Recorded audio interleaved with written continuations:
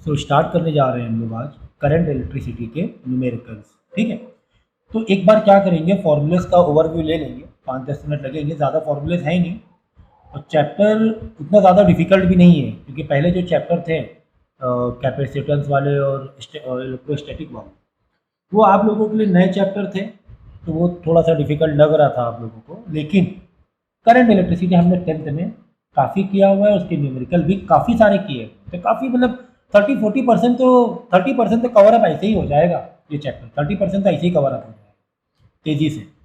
70 और 60% में थोड़ा आपको एक्स्ट्रा एफर्ट डालना पड़ेगा। ठीक है, तो हमें पता है कि कंडक्टर में जैसे कि वायर, भाई करंट इलेक्ट्रिसिटी की बात हो रही तो वायर, कंडक्टर, समथिंग सिलेंड्रिक शेप की बात होगी, है ना। वायर मतलब सिलेंड्रिक शेप हुआ ना, तो ये तुम्हारा सिलेंड्रिक शेप है, तो ये ऊपर का टॉप क्रॉस सेक्शन एरिया होगा, that is your circle and the area of the circle is pi r square. ठीक है ना, तो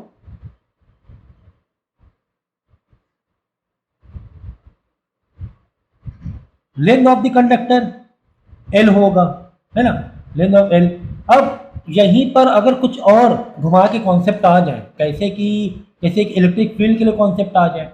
अब इलेक्ट्रिक फील्ड समझो यहाँ पे पॉजिटिव है, यहाँ पे नेगेटिव है, अगर आपने ये दिया है पोटेंशियल डिफरेंस, तो इलेक्ट्रिक फील्ड की डायरेक्शन कुछ इस तरीके से हो जाएगी, है ना।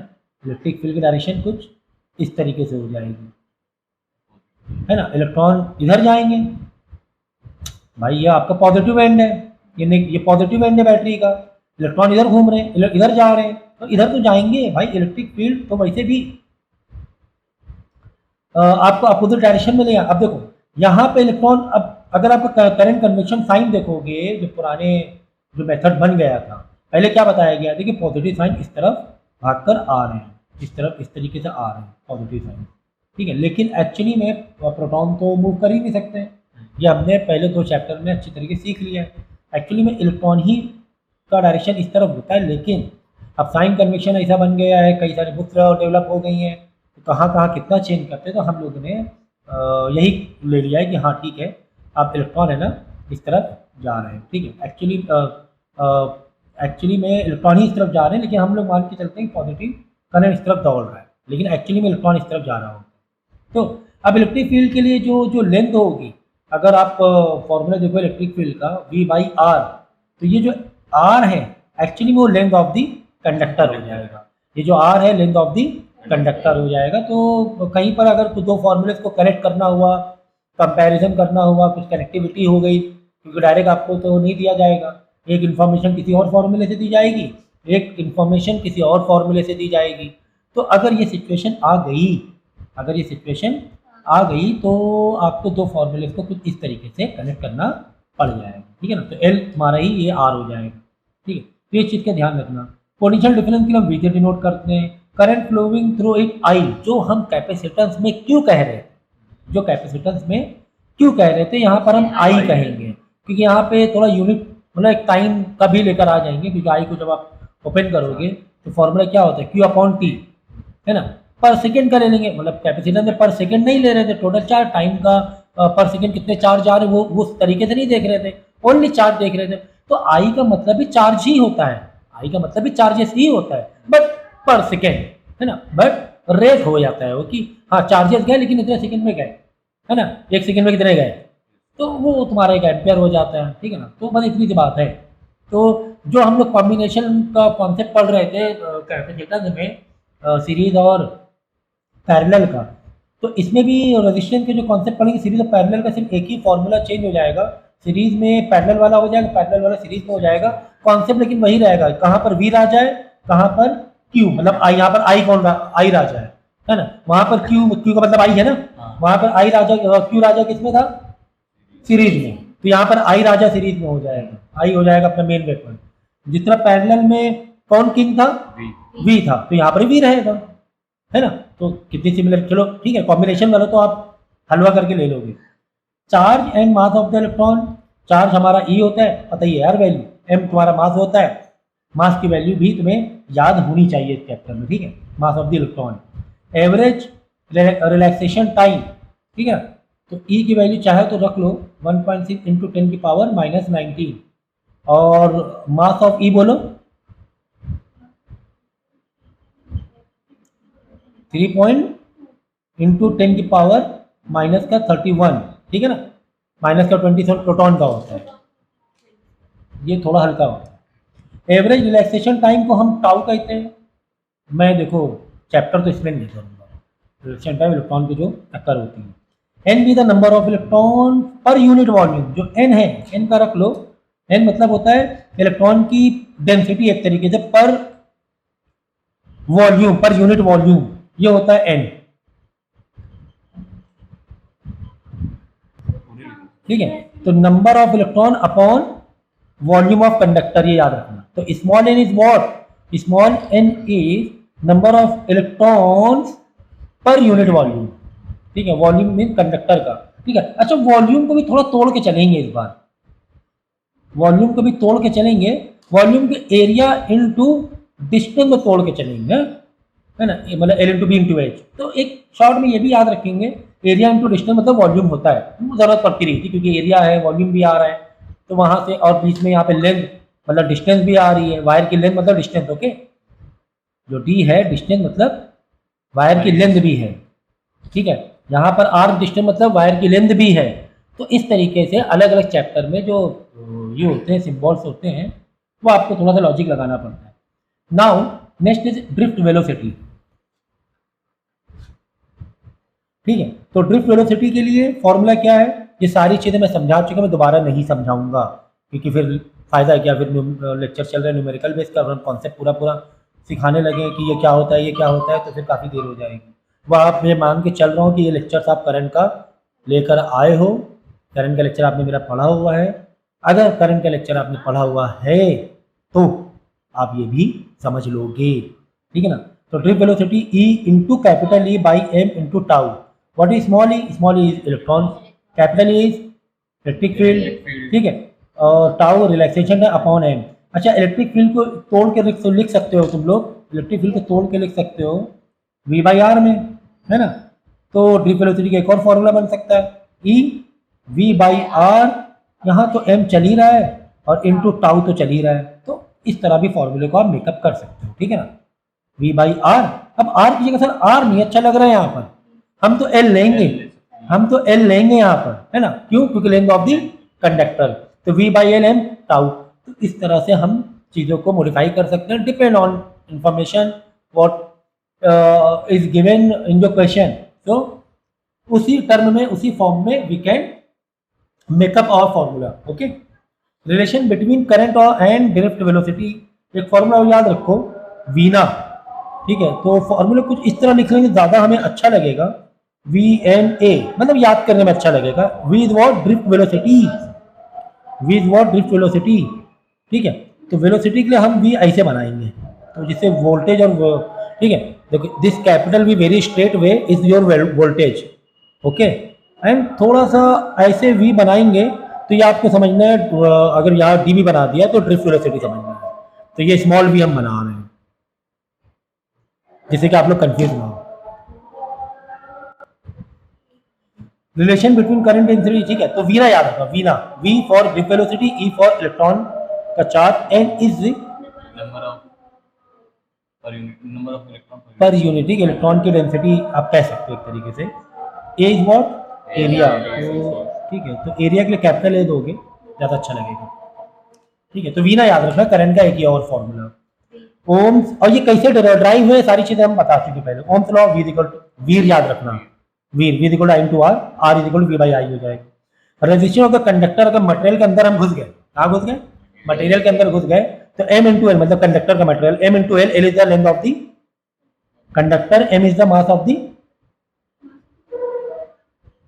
मास of electron, electron, a is the area of cross section area, n is the electron density हो जाएगी, ई स्क्वायर इलेक्ट्रॉन का चार्ज का square into tau, tau the relaxation time. तो यहाँ से बहुत अच्छा मैंने रिलेशन बताया था कि हीट जब हम बढ़ाते हैं तो रेजिस्टेंस बढ़ जाता है।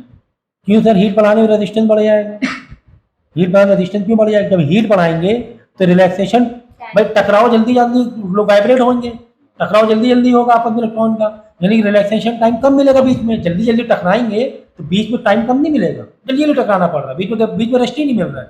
तो रिलैक्सेशन टाइम जब कम हो जाएगा तो रेजिस्टेंस बढ़ जाएगा। तो एक बहुत अच्छे मैंने एक जनरल एग्जांपल से बता दिया था। And then R is equal to, हाँ तो इसी को, अब इसी को हम लोग रजिस्टिविटी कहते हैं। रजिस्टिविटी, इसी को हम लोग रजिस्टिविटी कहेंगे, इतने पार्ट को जो हम लोग बचपन से पढ़ते आ रहे हैं। रजिस्टेंस का फॉर्मूला L/A वाला,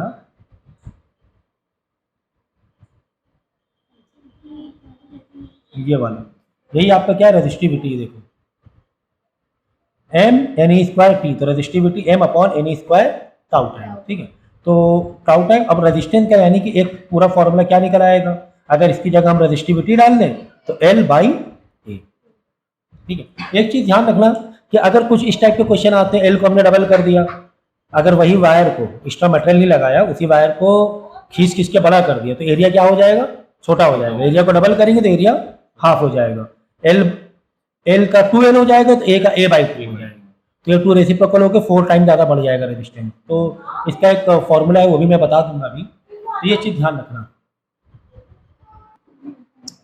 ठीक है। तो ये हो गया आपका रजिस्टिविटी का फॉर्मूला। और रजिस्टिविटी सिर्फ लेनी है तो ये मटेरियल पे डिपेंड करती है, लेंथ और एरिया पे रजिस्टिविटी डिपेंड नहीं करती। और रजिस्टेंस लेंथ और एरिया पे तो डिपेंड करता है, साथ में रजिस्टिविटी पर भी, यानी मटेरियल पे भी डिपेंड करेगा, है ना। तो जितना ज़्यादा रजिस्टिविटी बढ़ेगी ओवरऑल, उतना रजिस्टेंस भी बढ़ेगा। मतलब लेंथ और एरिया भी एक एक्सटर्नल फैक्टर भी आ गया कि वायर की लेंथ बढ़ा दोगे तो भी रेजिस्टेंस बढ़ जाएगा, या एरिया कम कर दोगे तो भी रेजिस्टेंस बढ़ जाएगा। क्यों, कैसे, क्या, ये सारी चीज़ें हम पहले ही चैप्टर में कर चुके हैं। फिलहाल तो फॉर्मूले को पक्का रखो। उसके बाद जो कंडक्टेंस है, जो कि अपोजिट ऑफ रेजिस्टेंस है ना, कि किसी में कंडक्टेंस कितना है, कितना अच्छा वायर है, तो 1 रेजिस्टेंस कर देंगे और रेजिस्टेंस के फॉर्मूले को रेसिप्रोकल मार देंगे। रेजिस्टेंस के फॉर्मूले को, कि 1/R, R का रेसिप्रोकल है ना, तो 1/R आप ये कर लोगे। फिर कंडक्टिव, जिस तरह रेजिस्टेंस एंड कंडक्टेंस है, उसी तरह रेजिस्टिविटी एंड कंडक्टिविटी है। भाई रेजिस्टेंस कंडक्टेंस मटेरियल के साथ में कंडक्टर के लेंथ और एरिया पे भी डिपेंड कर रहा है, ठीक है। और कंडक्टिविटी या रेजिस्टिविटी सिर्फ मटेरियल पे डिपेंड करेगा।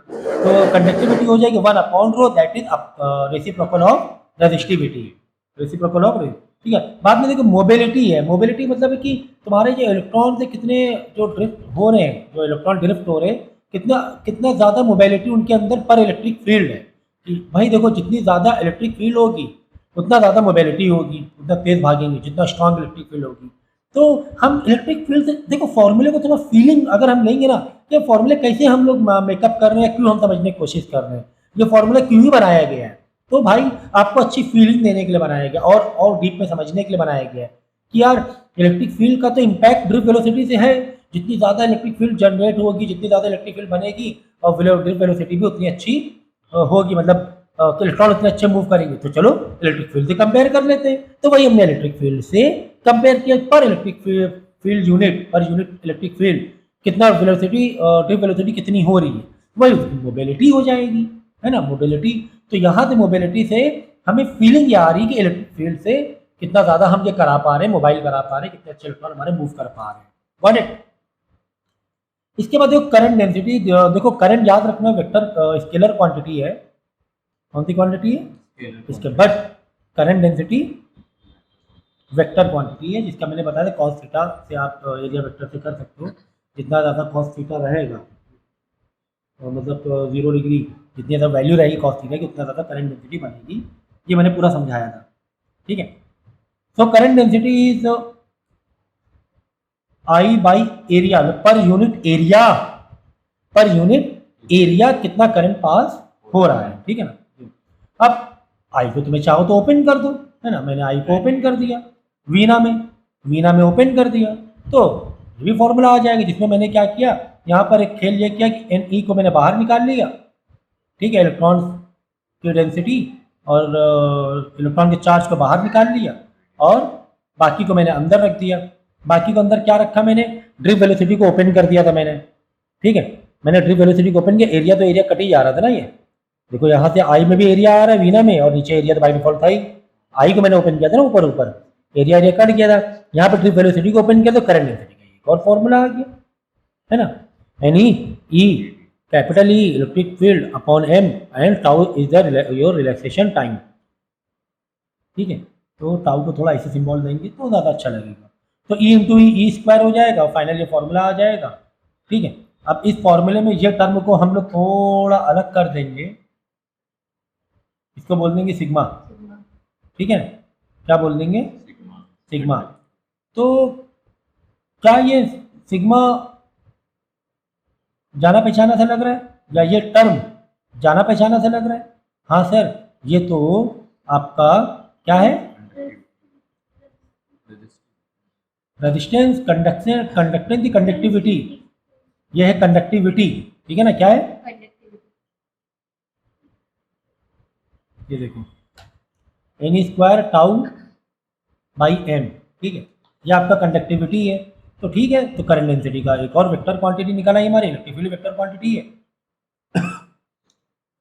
तो conductivity, current density is equal to conductivity into electric field, यानी जितना ज़्यादा इलेक्ट्रिक फील्ड होगी और जितनी ज़्यादा मटेरियल की कंडक्टिविटी होगी, मटेरियल पर भी डिपेंड कर रहा है ना कंडक्टिविटी, तो मतलब मटेरियल पे ही डिपेंड कर रहा है कंडक्टिविटी, जैसे रेजिस्टिविटी उसी का रेसिप्रोकल कंडक्टिविटी, उतना ज़्यादा करंट डेंसिटी होगा। ये बात सच है।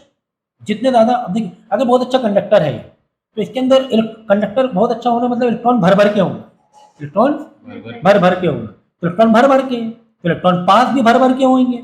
अगर तुमने इलेक्ट्रिक फील्ड स्ट्रॉन्ग दे दी, अगर स्ट्रॉन्ग इलेक्ट्रिक फील्ड बढ़ा दी, तो कंडक्ट देखो इलेक्ट्रॉन भी बहुत सारे हैं, इलेक्ट्रॉन मूव कैसे करेंगे ज़्यादा तेज? इलेक्ट्रिक फील्ड की वजह से। तो इलेक्ट्रिक फील्ड जितनी ज़्यादा दोगे उतना तेजी से इलेक्ट्रॉन मूव करने लगेंगे, भर भर के मूव करने लगेंगे, तो तुम्हारी करंट डेंसिटी बढ़ जाएगी। तो ये तो फॉर्मूले को देखो हमने फील भी करा रहे हैं, ऐसे ही नहीं पढ़ा रहे हैं। ठीक है, बस बाद में फॉर्मूला याद करा दिया। एक एक चीज़ की फीलिंग, सही फीलिंग तो चैप्टर मैंने एक्सप्लेन किया था, वो ज़्यादा बेहतर रहेगा कि आप उसको अच्छे से पढ़ो। अब यहाँ पे कॉम्बिनेशन ऑफ रजिस्टर, जिस तरीके से हमने कैपेसिटर में पढ़ा था, यहाँ पर एक कॉम्बिनेशन होंगे। एक सर्किट में हम लोग अलग अलग तरीके से रजिस्टेंस डिजाइन कर सकते हैं एज वेल एज कैपेसिटेंस, और बहुत सारे डिवाइसेस लगाते हैं। फिलहाल तो हमें क्या है, रजिस्टेंस एंड कैपेसिटेंस के बारे में।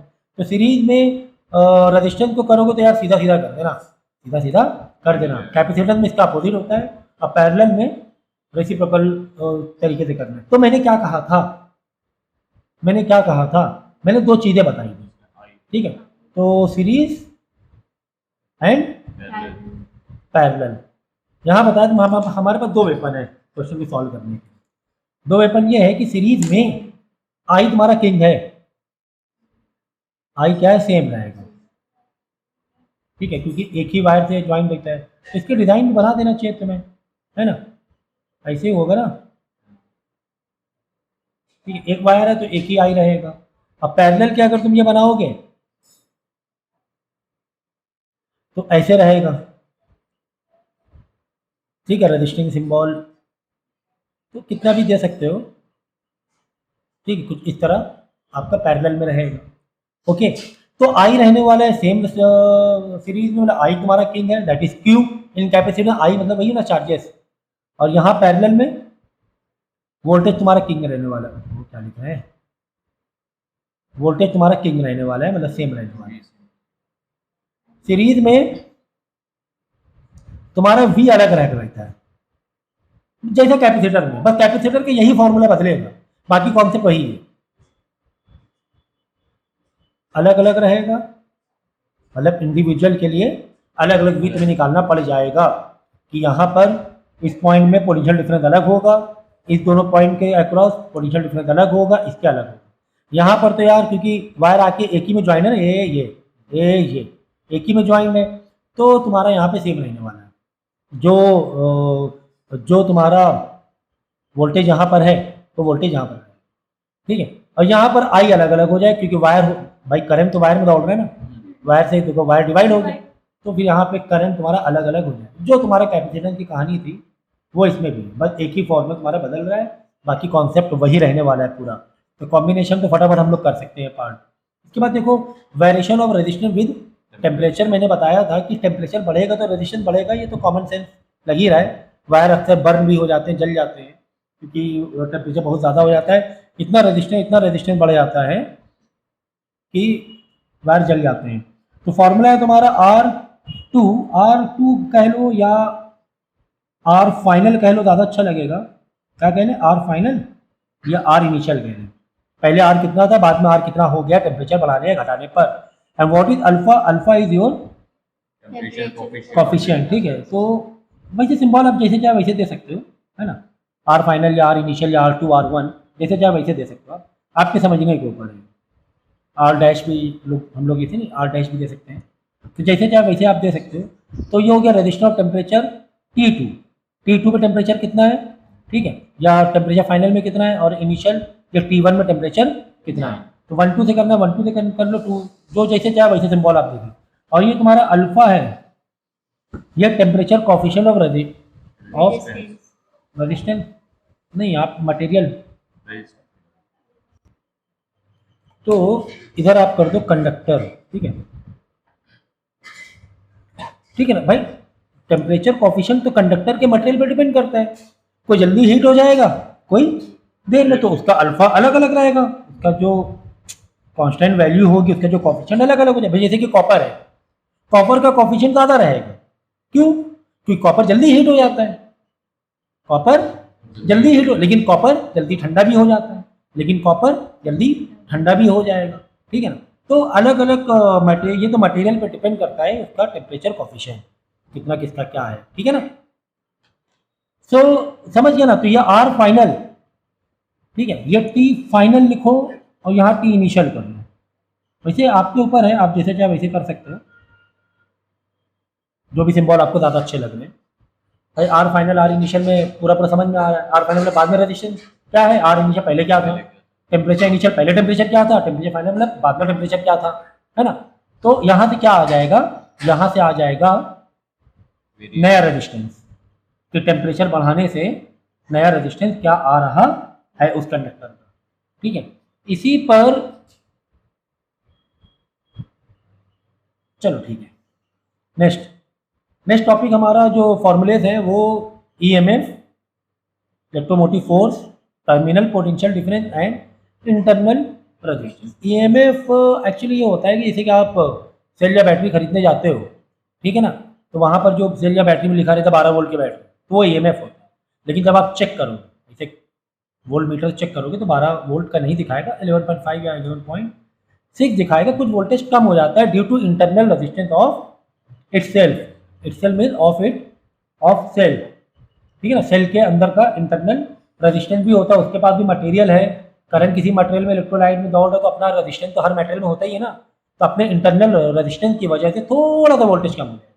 मतलब ये देखो, ये वोल्टेज बड़ा वाला है, ये कौन सा वोल्टेज है, EMF मेन जो दिख रहा है, ऐसा दिख रहा है 12 वोल्ट, लेकिन जो I/R मतलब V, तो थोड़ा सा V कम हो जाएगा, थोड़ा सा V कम हो जाएगा। फाइनल V में टर्मिनल वोल्टेज है, कौन सा वोल्टेज है, टर्मिनल वोल्टेज मतलब बड़ा सा E जो दिख रहा है तुम्हारा, जो प्रिंट में दिख रहा है, उसमें से थोड़ा सा V हटा दो। क्यों हटा दे सर, क्योंकि उसमें इंटरनल रेजिस्टेंस है -IR, छोटा दो, R क्या देंगे, छोटा देंगे। छोटा R इसलिए दे रहे हैं कि हम बता रहे हैं कि इंटरनल रेजिस्टेंस है, हम क्या बता रहे हैं, इंटरनल रेजिस्टेंस है, तो ज़्यादा अच्छे समझ में आएगा। तो IR मतलब वोल्टेज, E भी वोल्टेज, तो टर्मिनल वोल्टेज क्या हुआ, मेन वोल्ट बड़ा वोल्टेज जो प्रिंट वोल्टेज है माइनस छोटा सा वोल्टेज जो कि इंटरनल रेजिस्टेंस की वजह से कम हो रहा है। तो ये छोटा सा वोल्टेज को हमने फॉर्मूला ओपन करके लिखते हैं, फॉर्मूला है ना, ऐसे कह सकते हैं ना, terminal voltage is equal to main voltage, A में भी वोल्टेज ही है, माइनस वोल्टेज लॉस, तो वोल्टेज लॉस का हमने फॉर्मूला IR लिख दिया, V, ठीक है ना। ये बात हुई, इस पर न्यूमेरिकल बहुत सारे आते हैं। इंटरनल रेजिस्टेंस ऑफ सेल, अगर इंटरनल रेजिस्टेंस निकालना है तो यार इसे बताना पड़ेगा, इनको इधर उधर भेज दो यार, है ना। R को अकेला करना है ना इंटरनल रेजिस्टेंस को, सबको उधर भेज दो, तो कुल मिला के ये तुम्हारा फॉर्मूला आ जाएगा। अगर इंटरनल रेजिस्टेंस का पूरा डेरिवेशन करोगे रेजिस्टेंस से, तो E/V -1 × R, ये तो हमने 10th में भी कराया हुआ है ये सारे डेरिवेशन।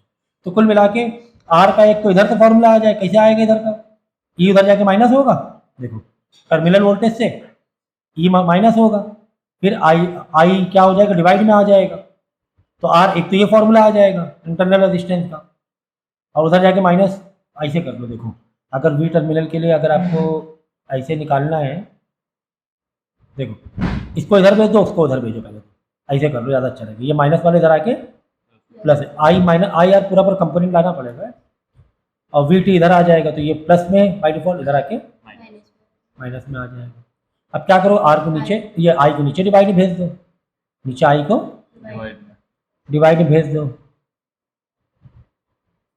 ऐसे आ गया। या फिर ई बाई आई अलग कर दिया, टर्मिनल वोल्टेज बाई आई अलग रख दिया। अब ई बाई आई क्या है, आर ही तो है मेरे ख्याल से, कैपिटल आर हुआ ना हाँ भाई। वी इज अगर वी आई इंटू आर लोगे, वी मतलब जो प्रिंट वाला वोल्टेज है ना, जो प्रिंट वाला वोल्टेज है, ई ई चलो ई लिख दें, ई मतलब वोल्टेज। आप इधर आके बैठ जाइए ना, आई इंटू आर, ठीक है ना। अब देखो आई नीचे आ जाएगा, आई यहाँ नीचे आ गया, ई बाई आई हो गया, तो ई बाई आई की जगह हम कैपिटल वी लिख दें, कैपिटल वी है, sorry capital R, capital R, I नीचे आया, कैपिटल आर मतलब बड़ा वाला एक्सटर्नल रजिस्टेंस, कैपिटल आर मतलब एक्सटर्नल देखो अगर हम ई की बात करेंगे, ईएमएफ की बात करें, हमें दो रजिस्टेंस, यार ये सारी चीजें सिखाई हुई हैं, एक रेजिस्टेंस सर्किट पे भी रहेगा। अगर ई की बात करेंगे तो एक्सटर्नल रेजिस्टेंस के साथ में इन्वॉल्वमेंट होगा, ठीक है। अब इंटरनल रेजिस्टेंस भी है, अब इंटरनल रेजिस्टेंस भी है, तो ये हो जाता है कैपिटल आर और यहाँ पे इंटरनल रेजिस्टेंस होता है स्मॉल आर, तो r minus V by I, ठीक है। अब वी बाई आई को भी अगर तुम चाहो तो आर लिख सकते हो, ठीक है, तो वैसे बाहर निकाल सकते हो, इसको चेंज कर सकते हो, जैसे चाहे वैसे कर सकते हो, ठीक है। तो अलग अलग फॉर्म में अलग अलग फॉर्मूलेज आ जाएंगे आपके पास, ठीक है। उसके बाद अगर हम चार्जिंग कर रहे हैं बैटरी, इंपॉर्टेंट कौन सा, बैटरी चार्जिंग कर रहे हैं तो कितना वोल्ट है उसके अंदर, कितना वोल्ट है, वी ई प्लस, देखो प्लस है यहाँ पर, हाँ माइनस नहीं है, प्लस है। कब, जब बैटरी चार्जिंग ऑलरेडी हो रही है, कंटिन्यू कनेक्शन है, ठीक है। आई इंटू स्मॉल आर, ये याद रखना, ठीक है ना। अगर चार्जिंग पे लगा हुआ है, चार्जिंग पे लगा है तो जो चार्जिंग के जो इलेक्ट्रॉन्स हैं वो अलग दूसरे डायरेक्शन पे जा रहे हैं ना, हम ले नहीं रहे, हम दे रहे हैं, चार्जिंग कर रहे हैं, इस्तेमाल नहीं कर रहे हैं, बैटरी को इस्तेमाल नहीं कर रहे हैं, बैटरी को, और उल्टा हम बैटरी को चार्ज कर रहे हैं, ठीक है ना।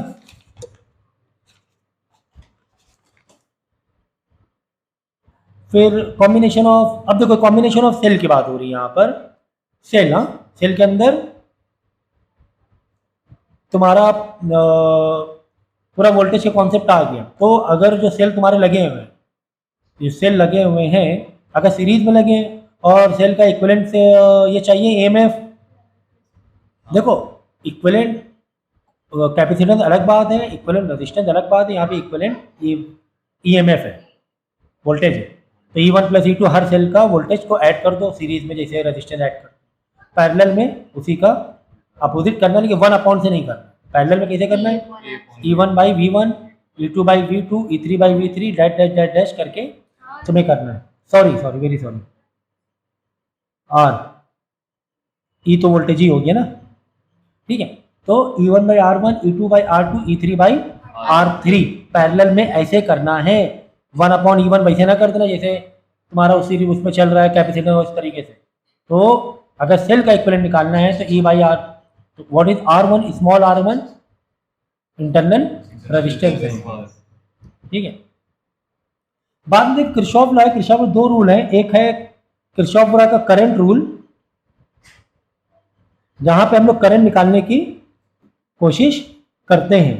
तो करंट का जो भी पूरा सर्किट में जो सबमिशन रहेगा किरचॉफ लॉ में, करंट का सारा सबमिशन क्या हो जाएगा, जीरो हो जाएगा, क्या हो जाएगा, zero is equal to zero हो जाएगा, ठीक है। जैसे I1 plus I2 plus I3 is equal to zero. Sir zero क्यों, बस जीरो इसलिए डायरेक्शन का ध्यान रखना है, अगर डायरेक्शन जो भी अपोजिट हो रहा है उसको माइनस में कर देना, जो डायरेक्शन अपोजिट में हो रहा है उसको माइनस में कर देना है, बस ये चीज़ का ध्यान रखना है तुम्हें।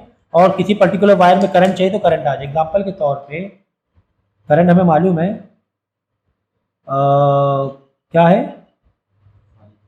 स्केलर क्वांटिटी 5 है 3 है, ठीक है, ऐसे ऐसे, और फिर बाद में ऐसे, तो ऐसे कितना आ जाएगा भाई, ये आया यहाँ से तो 5 और 3 ये दोनों मिलकर इस वायर में चले गए, ये डायरेक्शन था, डायरेक्शन ये था, तो यहाँ पे 8 एम्पियर हो जाएगा, सिंपल से 5 प्लस 3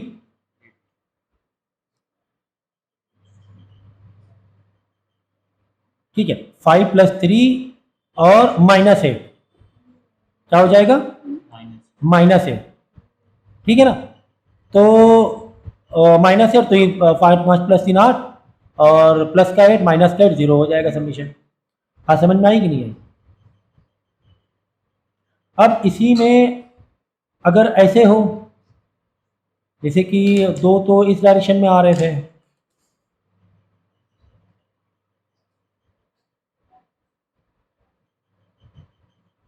ठीक है, एक इस डायरेक्शन में जा रहा है, एक इस डायरेक्शन में जा रहा है, ठीक है, ये 5 है, ये 3 एम्पियर है, ठीक है, ये 4 एम्पियर है। तो बताओ यहाँ पर कितना एम्पियर होगा, यहाँ पर कितना एम्पियर होगा, ठीक है ना, इसे बताना है। तो ये कितना एम्पियर होगा, देखो इसको +5 सबका समीशन 0 करना, I1 + I2 + I3 + I4 सबका 0 करना। अब डायरेक्शन वाइज देख लो ज़रा सा, डायरेक्शन वाइज 5 + 3 -4 और -I जो भी आ जाए, ठीक है ना, 5 + 3 -4 और यहाँ जंक्शन के बाद से डायरेक्ट ये बदल जाएगा तुम्हारा साइन, जंक्शन हुआ ना, यहाँ से साइन बदल जाएंगे, ठीक है। अब देखो यहाँ पे कितना क्या कैसे पता है, 5 मिनट, चलो यहाँ पे ले लें, यहाँ 2 ले लें, ठीक है। अब देखो इसको कैसे सॉल्व करेंगे, I1 + I2 + I3 + I4 = 0। I1 कितना है, 5 है, मिलने से पहले प्लस साइन देना, मिलने के बाद नेगेटिव साइन देना है, ठीक है ना भाई। ऐसे देखा करो, ये जंक्शन में ये पॉइंट है, इस जंक्शन में ये वाला एरो आता हुआ दिखाई दे रहा है, मतलब पॉजिटिव हो जाएगा। इस जंक्शन से ये वाला एरो जाता हुआ दिखाई दे रहा है, मतलब बस ऐसे सोचो 5 + 3, क्योंकि इस जंक्शन से आप आते हुए दिखाई दे रहे थे, लेकिन ये वाला ये I3 है, समझो ये I4 है, ठीक है। अब ये जाता हुआ दिखाई दे रहा है जंक्शन के साथ में, इसे देखो जाता हुआ दिखे तो -4, यहाँ पर भी जाता हुआ, यह हमें नहीं पता जाता हुआ दिखाई दे रहा, आता हुआ दिखाई दे रहा, बात समझना, ये हमें पता ही नहीं, बस I4 निकालना है, तो प्लस का भी I4 ही दे दो, = 0। अब देखना कैसे पता चलेगा, 5 + 3 8, 8 उधर जाके -8 हो जाएगा, -4 उधर +4 हो जाएगा, तो I4 क्या हो जाएगा, -8 + 4, अरे भाई -4 उधर जाके +4 हो जाएगा, ये +8 उधर जाके -8 हो जाएगा, तो I4 क्या दिख रहा है, -4 दिख रहा है। हाँ 2 लिया था ना, 2 लिया है, चलो 2 ले लो, तो 2 ले लेंगे, -8 प्लस का 2 माइनस का 6। अब I4 देखो -6 आ गया, यानी इस जंक्शन में देखोगे तो 6 एम्पियर तुम्हें जाता हुआ दिखाई देगा। अब भाई बात सुनो, क्योंकि आंसर कितना आ गया, माइनस में आ गया, तो तुम्हें जाता हुआ दिखाई देगा 6, और ये बात सच है, 8 आए, 2 इधर गया, 6 इधर गया, ये बात सच है। तो साइन माइनस में आ जाए तो जंक्शन तो तुम्हें जाता हुआ दिखाई दे रहा है। तो ये तो हो गया तुम्हारा किरचॉफ का जंक्शन रूल, करंट रूल या करंट लॉ कह सकते हैं। लेकिन लूप रूल है वो थोड़ा सा ज़्यादा मतलब कॉम्प्लिकेटेड नहीं कह सकते, हाँ ज़्यादा और डीप में समझना पड़ेगा। तो लूप रूल में ये होता है कि हम पूरी सर्किट बनाते हैं, अगर सेल से भी वोल्टेज पास हो रहा है, और तुम्हारा ये वोल्टेज रूल है, कौन सा रूल है, वोल्टेज। यहाँ पे वोल्टेज पता करने की कोशिश करते हैं, क्या पता करने की कोशिश करते हैं, वोल्टेज। इसका पूरा बहुत अच्छे से हमने लेक्चर बनाया हुआ है, काफ़ी सारे टफ टू टफ मतलब कॉम्प्लिकेटेड सर्किट को हमने सॉल्व किया हुआ है। तो इसमें लूप वाली कहानी बताई थी, चक्कर बना लो अपनी मर्जी से लूप, और लूप का डायरेक्शन देखो और करंट का डायरेक्शन देखो। करंट का डायरेक्शन देखना रेजिस्टेंस में, और रेजिस्टेंस में करंट जाता हुआ दिखाई दे रहा है, तुम्हारा लूप में भी एक डायरेक्शन है, तो दोनों अगर सेम डायरेक्शन तो प्लस कर देंगे वहाँ पर करंट के फॉर्मूले को, है ना, करंट के फॉर्मूले क्या कर देंगे, सॉरी वोल्टेज के फॉर्मूले को प्लस कर देंगे, IR को प्लस में ले लेंगे। अगर रेजिस्टेंस अपोजिट डायरेक्शन में करंट है और लूप तुम्हारा इधर है और इधर अपोजिट डायरेक्शन में आ रहा है तो माइनस कर देंगे। और सेल के लिए मैंने बताया था वोल्टेज डायरेक्ट लेंगे, सेल में वोल्टेज तो डायरेक्ट होता है, रेजिस्टेंस के लिए फॉर्मूला डालते हैं IR, रेजिस्टेंस में करंट पास हो रहा है तो उसके लिए फॉर्मूला वोल्टेज निकालने के लिए फॉर्मूला डालना पड़ेगा IR। लेकिन सेल के लिए डायरेक्ट V हमें मालूम है, तो हायर तो लोअर में जा रहा है तो पॉजिटिव, और लोअर तो हायर में जा रहा है तो वो आपको डायरेक्शन मैच करना पड़ेगा। ये तो भाई ऐसे नहीं बता सकते हो मैं 2 मिनट में, आपको उसका पूरा लेक्चर देखना पड़ेगा।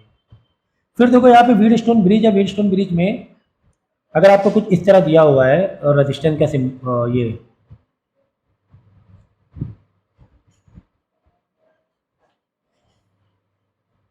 डायग्राम तो मेरे बहुत ज़्यादा ही गंदे हैं,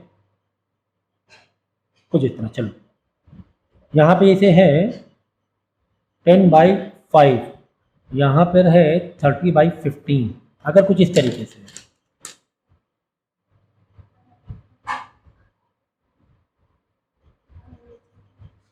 बीच में एक और रजिस्टेंस दिया हुआ है, ठीक है। अब हमें कॉम्बिनेशन इसको सॉल्व करना है कि वो इक्विवेलेंट रजिस्टेंस बताओ, क्या बताओ, इक्विवेलेंट रजिस्टेंस। अगर इन दोनों का रेशियो 10/5 30/15, ये रेशियो अगर कॉमन आ गया, ऐसे नहीं देखना है, ऐसे देखना है, ठीक है ना, ऐसे देखना है। 10/5 मतलब 2/1, 30/15 भी कितना हो गया, 2/1। तो रेशियो अगर सेम आ गया तो ये रजिस्टेंस का कोई काम नहीं है, क्योंकि यहाँ पे कॉमन पोटेंशियल हो जाएगा। कॉमन पोटेंशियल में रजिस्टेंस कोई मतलब ही नहीं है। तो क्या हो जाएगा, बस ये आपको समझो दो एक पैरेलल में दी हुई, इन दोनों की सीरीज में एक करो, इन दोनों सीरीज में एक करो और इक्विवेलेंट रजिस्टेंस निकालो। तो ये तो आपका हो गया व्हीटस्टोन ब्रिज, ठीक है। तो ये वालों मान लेना,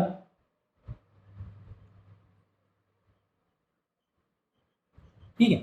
ये इस तरीके सॉल्व करना है, इस तरह डिवाइड आपको रेशियो लेना है। फिर इसके बाद देखो इलेक्ट्रिक पावर एंड एनर्जी।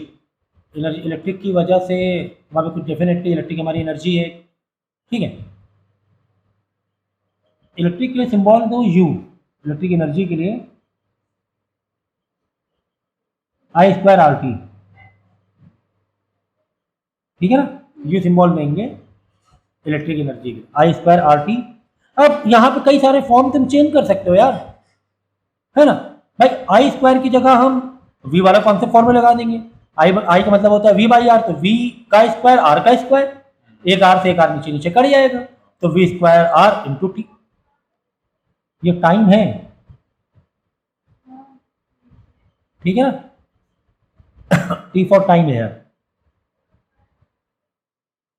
ये याद रखना, ठीक है ना। तो इसी तरह V²/R है, तो यहाँ V का फॉर्मूला डाल लेंगे, तो VI/RR कट जाएगा, तो VI/T, V डालेंगे ना, VI/T आ जाएगा। तो I²RT याद रखो, या फिर कोई एक फॉर्म जो भी याद कर लो, बाकी तो फटाफट तुम ड्राइव मार ही लोगे, यार इसको हटा के ये रख दें, I का फॉर्मूला हटा के फॉर्मूला दूसरा फॉर्मूला, जो चाहे वो फॉर्मूला आप सब्स्टिट्यूट करके अलग अलग फॉर्म ले सकते। तो ये तो हो गई इलेक्ट्रिक एनर्जी, ठीक है। अब P में देखो I²R, सर T कहाँ गया भाई, पावर का फॉर्मूला क्या होता है, वर्क यानी एनर्जी अपॉन टाइम। तो एक टाइम जब टाइम कट गया तो जहाँ जहाँ T है टी कट जाएगा, पावर के भी फॉर्मूले याद हो गए तुम्हें, ऊपर से टी हटा दी, कि पावर का मतलब work upon time, rate of work, ठीक है ना। तो अब वर्क ये हुआ अपॉन टाइम, पावर के लिए टी कट जाएगा, तो कुल मिला के इसमें तो टी गायब कर दोगे तो तुम्हारा पावर का फॉर्मूला आ जाएगा। हाउ इजी, हाउ इजी, ठीक है ना। तो ये सारे फॉर्मूलेज हमारे हो गए हैं रिवाइज। 38 मिनट लग गए, क्योंकि फॉर्मूले को मैं थोड़ा बहुत एक्सप्लेन भी करने लगा था, ठीक है। तो कॉम्बिनेशन और रेजिस्टेंस के काफ़ी सारे क्वेश्चन हम लोग ने किए हुए, और काफ़ी कॉम्प्लिकेटेड लेवल भी किए हुए हैं। अगर वो कॉम्प्लिकेटेड लेवल कर लिए तो ये सब तो फिर हलवा हो जाएगा आपके लिए। फिर भी मैं 2-3 सेलेक्टेड क्वेश्चन बता दूंगा, जैसे कि लिखा हुआ है, हाउ कैन 3 रेजिस्टेंस 2 ohms, ना लाया करो पेन भाई, ये पेन सही नहीं है, ऐसे चलाइए तो और दिखेगा नहीं तुम लोग को, दिखेगा नहीं तुम लोग को ना। देखो अच्छा 2 ohm, 3 ohm एंड 6 ohm, ठीक है ना। कह रहे हैं कि इनको हम कैसे कनेक्ट करें कि हमें इक्विवेलेंट रेजिस्टेंस कितना मिल जाए, 4। भाई अगर तुम सीरीज में कर दोगे, सीरीज में डायरेक्ट देखो कैपेसिटर का उल्टा होता है, इसमें 2 + 3 5, 5 + 11 हो जाएगा, नहीं 4 नहीं मिलेगा। अगर पैरेलल में कर दोगे 1/2 + 1/3 + 1/6, तो भी आपको 4 नहीं मिलेगा। तो थोड़ी सी मेंटल मैथ लगानी पड़ेगी। एक बात याद रखना, एक थोड़ा सा एक ट्रिक याद रखना, कि अगर 3 और 6 को, ये मतलब एक बहुत कॉमन है, 3 6 को यहाँ पे डबल का फर्क आ रहा है, यहाँ पे डबल का फर्क आ रहा है 2 रेजिस्टेंस में, उसको अगर पैरेलल में करते हैं तो उसका आंसर 2 आएगा। जिसका रेशियो डबल है उसका आंसर क्या आएगा, 2 आएगा, इक्विवेलेंट रेसिप्रोकल मारने के बाद, तो 2 + 2 4 हो जाएगा, ठीक है। एग्जाम्पल के तौर पे अगर ये 2 था, चलो एक था ये 12 और एक था 24, समझो, तो 1/12 + 1/24, ऊपर नीचे 2 से मल्टीप्लाई करोगे। अब देखो इसका रेशियो कैसे आएगा 12 और 24 का, अगर ऐसे दिया होता तो यहाँ पे देखो डबल का रेशियो है, तो एक स्पेशल रिलेशन मिलता है। कैसे मिलेगा, यहाँ पे हो जाएगा 3 2 3 अपॉन 24 यानी 1/8। तो देखो 8 का रिलेशन मिल गया। कितने का रिलेशन मिल गया? 8 का। 12 और 24 से 8 का रिलेशन मिल रहा है। ठीक है, क्योंकि देखो यहाँ पे 3 और 6 के किससे रिलेशन मिल रहा है? 2 का रिलेशन मिल रहा है। यहाँ पे 12 और 24 से 8 का रिलेशन मिल रहा है। क्योंकि अगर आप इसको ये करोगे, इसका एलसीएम लोगे 12 और 24 का 2 और 3 से, तो यहाँ पे 8 कॉमन निकल आएगा। ठीक है ना? तो ये सब चीज़ें है ना थोड़ा समझनी होती हैं, लेकिन उतना ज़्यादा आपको कॉम्प्लिकेटेड देंगे नहीं। पर 3 6 का तुम याद रखो, 3 6 का पैरेलल से इक्विवेलेंट 2 मिलता है, ये याद रखना। ठीक है, तो 2 + 2 4 हो गया। मतलब 1 2 बाहर लगाया, इन दोनों का पैरेलल लगाया, इन दोनों पैरेलल मारेंगे, आ जाएगा। ठीक है, अब करें join 3 ohm resistance, 3 ohm resistance, 3 resistance लेने, सबका लेने 3 3 लेने, तो इफेक्टिव रेजिस्टेंस 2 ओम आ जाए। भाई 3 को अगर सीरीज में करो तो किसी हाल में नहीं आएगा। 3 को अगर सीरीज में किसी, अगर इसका पैरेलल 1/3 1/3 1/3 भी 2 नहीं आएगा। और नंबर हो रहा है 1/3 1/3 3/3 1 हो रहा है, 1/3 + 1/3 + 1/3 1 1 1 3 हो जाएगा ऊपर। तो 1 जो मेंटल मैथ लग रही थी। तो अब क्या करें, एक काम करते हैं, 2 रेजिस्टेंस पैरेलल और 1 सीरीज मार लो, यही एक ऑप्शन बच रहा है। या 2 सीरीज 1 पैरेलल, 2 सीरीज 1 पैरेलल होगा ही नहीं। हाँ हो जाएगा, 2 सीरीज के साथ 1 पैरेलल भी हो जाएगा। जैसे यहाँ पे 2 मार दिया और यहाँ पे 1 पैरेलल मार दिया ऐसे, या फिर 2 सीरीज में ले लिया। हाँ भाई यही हो गया, 2 सीरीज बस एक ही। हाँ, एक सिंगल पैरेलल कैसे बनेगा? कॉमन सेंस, पैरेलल 2 चाहिए ना कम से कम। एक अगर 2 सीरीज लगा दे, 1 पैरेलल मतलब नहीं ना कुछ भी। तो भाई यही एक ऑप्शन बच रहा था, यही एक ऑप्शन कि 2 सीरीज मार दो नीचे, उसके साथ इन दोनों को एक पैरेलल मार दो, तो आंसर आ जाएगा 2 ओम। ठीक है ना? बाद में देखो क्या लिखा हुआ है 26, 5 ohm resistor connected in series with a parallel combination of n resistor each of 6 ohm. ठीक है ना? हम क्या कह रहे हैं, हम ये कह रहे हैं कि 5 ओम के रजिस्टर को, मतलब एक रजिस्टर को हमने सीरीज लगाया, लेकिन कुछ को मतलब ऐसे किया है। चलो यार ऐसे बताए ना, कल की सेटिंग नहीं हो पाएगी। चलो चलेंगे। ठीक है, कह रहे हैं कि ऐसे लगाओ 5 ओम, लगा दिया सर, स्केच पेन नहीं लाया मैंने। ठीक है, कह रहे हैं कि बहुत सारे रेजिस्टेंस है 6 ओम के, जो कि बाद में पैरेलल लगाना। एक मिनट, हाँ देखो इंग्लिश अच्छे से पढ़ेंगे। 5 ohm resistor is connected in series with a parallel combination with a parallel, मतलब पैरेलल को अलग दो, N resistor of each 6 ohm. तो ऐसे यहाँ बहुत सारे 6 ओम का रजिस्टर है, कितने नहीं मालूम है, कितने हैं नहीं मालूम, कितने हैं नहीं मालूम। ठीक है, इजी है यार, इजी है। और इक्विवेलेंट रेजिस्टेंस कितना आ रहा है? 7 आ रहा है। अब देखो इक्विवेलेंट रेजिस्टेंस 7 आ रहा है। इक्विवेलेंट रेजिस्टेंस अगर ओवरऑल सर्किट के निकालेंगे, कैसे निकालेंगे? ऐसे निकालेंगे ना, resistance equivalent is equal to, एक तो सीरीज वाला डायरेक्ट लेंगे R1 प्लस यहां पे क्या लेंगे, इस वाले का लेंगे, पैरेलल वाले का। भाई पैरेलल सारे एक, पैरेलल को सब एक कर देंगे तो दिस प्लस दिस हो जाएगा ना, दिस प्लस दिस हो जाएगा। तो पैरेलल वाले का आंसर कैसे आएगा? अगर सेम रेजिस्टेंस है तो कैसे आएगा पैरेलल वाले का आंसर? बताओ, n इंटू 1/R2। ठीक है, ये सारे समझो सेकंड वाले रजिस्टर है, या R पैरेलल वाले रजिस्टर, ऐसे ही तो आएगा। और बाद में इसका रेसिप्रोकल भी रहेगा, ऐसे करके रहेगा। देखो देखो, अगर तुम्हें पैरेलल का रेजिस्टेंस ये निकालना है, क्या इक्विवेलेंट रेजिस्टेंस कैसे निकालते हैं हम लोग? 1/R is equal to n into 1/R, ये इक्विवेलेंट ऐसे निकालेंगे ना, है ना? अगर सेम रेजिस्टेंस है तो प्लस के बजाय क्या कर देंगे डायरेक्ट? अरे भाई 1/2 प्लस 1/2 प्लस 1/2 प्लस 1/2, उससे अच्छा 4 इंटू 1/2 कर देना, है कि नहीं? सेम है ना, इसलिए डायरेक्ट करो। तो अगर सेम रेजिस्टेंस है, अब देखो लेकिन 1/R इक्विवेलेंट है, R इक्विवेलेंट नहीं है, इसको क्या करेंगे? रेसिप्रोकल मार देंगे। तो R इक्विवेलेंट जो आ जाएगा n/R, n इंटू 1 n/R का R/n हो जाएगा, R/n एन हो जाएगा। तो कुल मिला के यहाँ पे R1 plus R by N1 लिख दें, R मतलब पैरेलल वाले R अपॉन N लिख दें। यहाँ पे जब जाके R इक्विवेलेंट आएगा फाइनली, ठीक है। इसका आंसर हो गया R अपॉन N, एक रजिस्टिंग वैल्यू अपॉन N, इसका आंसर तो ये हो गया, इसको मिला के ये हो गया प्लस ये वाला R, ठीक है ना। अब क्या क्या वैल्यू दी है देख लो, ये 7 दी है तुम्हें, R इक्विवेलेंट ओवरऑल सर्किट का रेजिस्टेंस दिया हुआ है, और रेजिस्टेंस पैरेलल वाले का रेजिस्टेंस, अब ये सीरीज वाले का ये वाला, ये कितना दिया, 5 दिया हुआ है, जो जहाँ लगाया हुआ है, ये जो यहाँ लगाया हुआ है वो 5 है, प्लस यहाँ पर जो पैरेलल में रेजिस्टेंस लगाए गए हैं वो 6 है अपॉन N। इसको मैं सॉल्व करना सिखाऊं क्या आपको, नहीं ना। 5 इधर आके माइनस होगा, 2 होगा, N को इधर भेज देना, इसके 3 रेजिस्टेंस आ जाएंगे, 3 आ गया, है ना। चलो नेक्स्ट,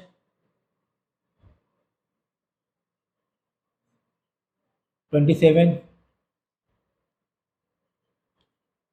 अभी सेटिंग सही है ना,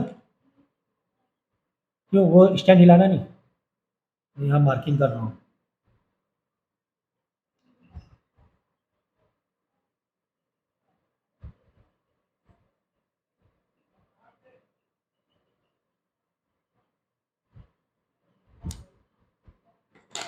ठीक है, अब देखो 27 में 3 resistors are joined to form a triangle ABC and the resistance of side AB, BC, C are 40, 60 and 100. Find the equivalent resistance between A and B. Graph वाले तो आप खुद करोगे क्योंकि मैंने बहुत सारे कराए हुए हैं, वो लेक्चर देख लेना, लेकिन जो विदाउट डायग्राम है, विदाउट डायग्राम देखो, ए बी सी बना दो,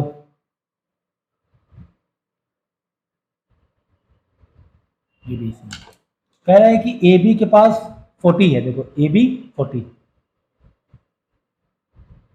है, बी सी के पास 60 है, बी सी, और सी ए के पास 100 है।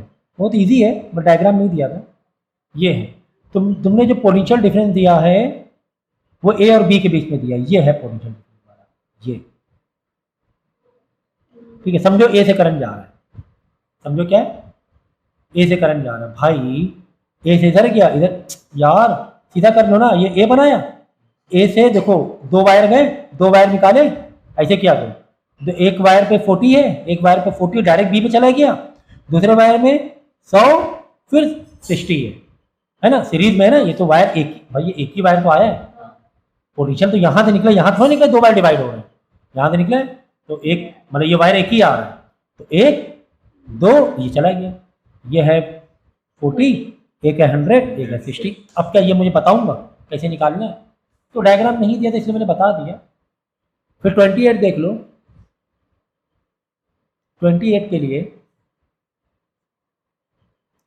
4 रेजिस्टेंस ईच ऑफ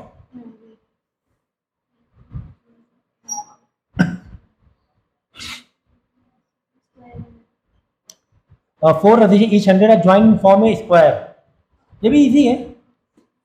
और find the equivalent resistance between 2 diagonal opposite corner,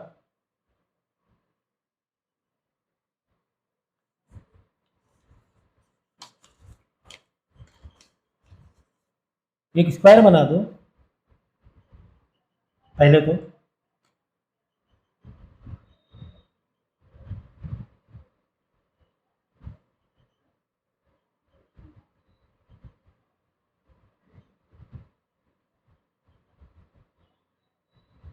in form of the square,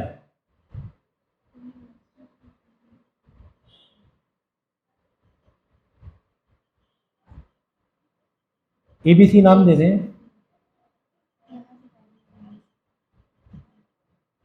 find the equivalent resistance between 2 diagonal opposite corner. देखो ऐसे ले लो, ऐसे जो चाहिए जाए वैसे ले लो, कोई मतलब नहीं है।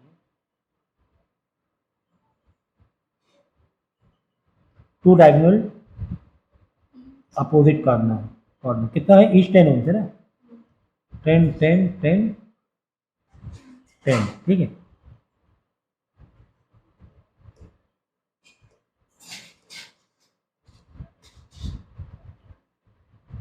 समझो, ऐसे तुम्हें निकालना है, ठीक है, ऐसे निकाल लो या ऐसे निकाल लो, जैसे चाहे वैसे डायगोनल निकाल लो। अब इसका मतलब ये होता है कि ऐसे वायर को एक्सटेंड कर दो। समझो करंट कोई भी एक तरफ से ले लो, करंट चलो इधर से ले लिया, समझो यहाँ से जा रहा है V, ठीक है, ये इस तरीके से वो वोल्टेज जा रहा है, करंट इस तरीके से जा रहा है। अब देखो करंट ऐसे जा रहा है, ठीक है, यहाँ वायर डिवाइड हो गए, डिवाइड होके बीच में 2 रेजिस्टेंस मिले, ऐसा, अरे भाई ऐसे करंट गया, ठीक है, बाद में 2 वायर डिवाइड हुए, यहाँ 2 वायर डिवाइड हुए, इस वायर में 2 रेजिस्टेंस, इस वायर में 2 रेजिस्टेंस वापस आके मिल गया इन पॉइंट में, इस वायर में 2 रेजिस्टेंस, इस वायर में 2 रेजिस्टेंस वापस आके मिल गया, और क्या है 10 है, ये भी 10 है, ये भी 10 है, ये भी 10 है, ठीक है, 10 10 20 10 10 20 1/20 प्लस 1/20 2/20 1/10 रेसिप्रोकल करके 10 आ जाएगा आंसर। तो ये भी हलवा था कुल मिलाकर। बाद में इसे डायग्राम वाले यार ये तो मैंने काफ़ी सारे बता के आपको रखे हुए हैं, ठीक है, ये कर लेना, और फिर लास्ट में भी कुछ है वो हम लोग करेंगे, एक अलग टॉपिक भी है इसका। 31 क्वेश्चन दिया हुआ है,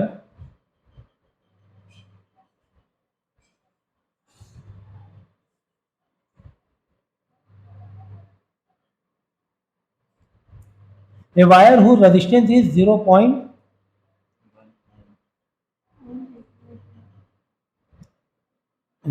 पर सेंटीमीटर दिया हुआ है, ठीक है। अब देखो R बाई डिस्टेंस है, तो बताओ ये किसका फॉर्मूला होगा, R बाई रेजिस्टेंस सिर्फ ओम नहीं है, पर सेंटीमीटर है, ठीक है ना, is bend in the form of A square ABCD of side 10 centimetre, okay, and exactly similar wire is connected across the point B and D, ठीक है ना। What will be the equivalent resistance between the other two corner A and C of the square if a 2-volt battery be connected between A and C? Then what will be the current drawn from the battery if M meter be connected B? What will topic अलग ही आ गया, ये question समझ लो पहले, ठीक है, वो question को हम लोग करते हैं अभी। देखो ये भी थोड़ा व्हीटस्टोन ब्रिज जैसा लग रहा है, ठीक है, देखो तो व्हीटस्टोन ब्रिज जैसा लग रहा है, बीच में एक ये गया हुआ है, तो क्या करेंगे हम लोग एक रेशियो ले लेंगे पहले कि हाँ यार रेशियो अगर मैच करके तो व्हीटस्टोन ब्रिज बन जाएगा, वो 6/4 3/2 हो जाएगा, रिड्यूस करने पर 9/6 भी 3/2 हो जाएगा, नहीं दोनों का साइड का रेशियो क्या है, ये दोनों साइड लिखना पड़ता है, इसका और इसका, दोनों साइड का रेशियो सेम आ गया, मतलब ये व्हीटस्टोन ब्रिज है, बीच यहाँ पे पोटेंशियल कॉमन हो जाएगा, इसका कोई काम नहीं है, और ये वाला गैप कर दो, सोचिए कि ये वायर गया है, यहाँ पे डिवाइड हुआ, 2 रेजिस्टेंस इधर एक कर दिया, इधर 2 को एक कर दिया, बाद में दोनों को पैरेलल मार दिया, ठीक है। ये वाला जरा ध्यान से देखो, मैं इसको करा के दिखा रहा हूँ, ये वाले भी एग्जाम में आ जाते हैं, इसको मैं डिज़ाइन कर रहा हूँ, देखो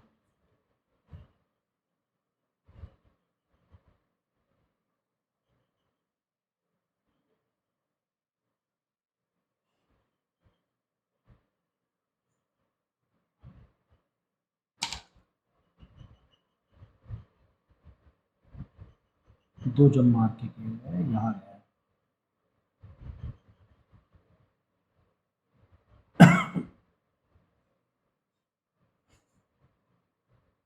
ओके, तो कवर किया यहाँ पर,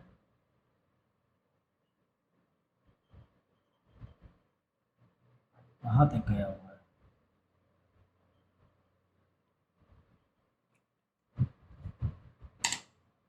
ठीक है, तो वैल्यूज को भी सब पुट कर दें, 2 1 10, सिंबल मैंने डाल रहा हूँ ओम का कि ज़्यादा कंजस्टेड ना दिखे, ठीक है, डाल दिए।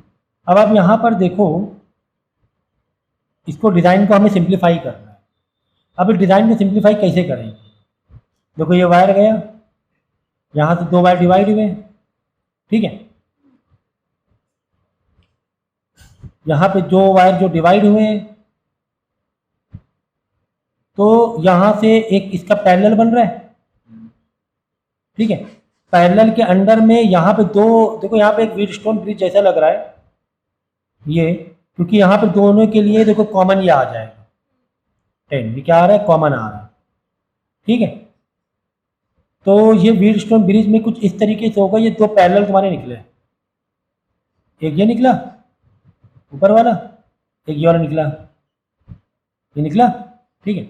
अब देखो ये वाला आकर और इधर एक कॉमन निकल रहा है, यानी यहां पर एक कुछ इस तरीके से 1 2 और ये वाला कॉमन आ रहा है, ये कुछ इस तरीके से आ रहा है, ठीक है। फिर ये आगे गया, मतलब ये 2 वाला हम आगे ले जाएंगे और एक और मिलेगा हमें, ठीक है। ये आगे ले गए, एक और मिला, और इधर हो गया बी। यहाँ वाला देखो ए वाला नीचे वाला वायर इधर गए, इधर 10 यहाँ पे कॉमन दे दिया, 10 इधर 10 कॉमन दे दिया, ठीक है, 10 कॉमन दे दिया, और एक बार नीचे से आया इसके 10 के नीचे से, समझो 10 के नीचे से ऐसे आया वायर, ठीक है।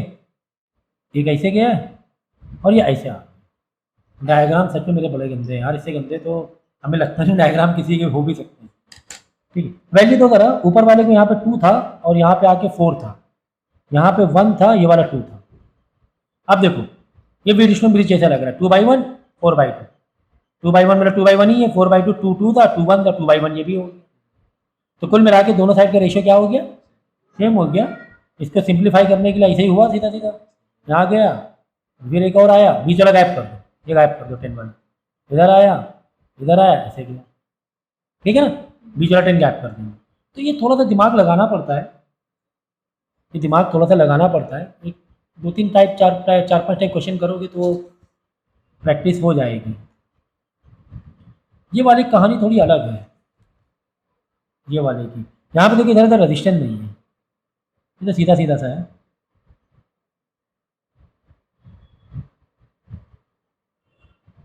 ये ए है, ये बी है,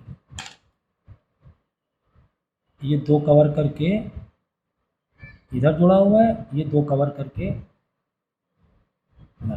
देखो इनमें बीच में रेजिस्टेंस नहीं है, ये डिज़ाइन बन गई मेरी 6 6 6 आई मीन 6 6 6, ठीक है, ये हमारी डिज़ाइन बन गई। देखो बीच में यहाँ पर कहीं पर भी रेजिस्टेंस है नहीं है, यानी यहाँ पर जो पोटेंशियल होगा इसको अगर हम मान लें x, इसे क्या मान लें, ये भी क्या हो जाएगा, x हो जाएगा, है ना, क्योंकि भाई ये वायर डायरेक्ट इस वायर से जुड़ा हुआ है ना, यहाँ पे अगर x पोटेंशियल है v तो यहाँ पर भी x होगा, यहाँ वाला वायर डायरेक्ट इधर जुड़ा है, अगर ये y है ये भी y है। तो देखो अब पैरेलल की कहानी क्या होती पता है, पैरेलल में वन साइड एक एक पोटेंशियल होते हैं और वन साइड एक एक पोटेंशियल होते हैं, ये पैरेलल कहानी होती है। देखो ये साइड इसका y जोड़ा है तो ये साइड इसका y जोड़ा हुआ है, ये साइड में इसका x जोड़ा, देखो ये देखो रजिस्टेंस एक तरफ x एक तरफ y है। पैरेलल कहानी क्या होती है मालूम है भाई, ये a है, यहाँ पे समझो a है, यहाँ पे समझो b है,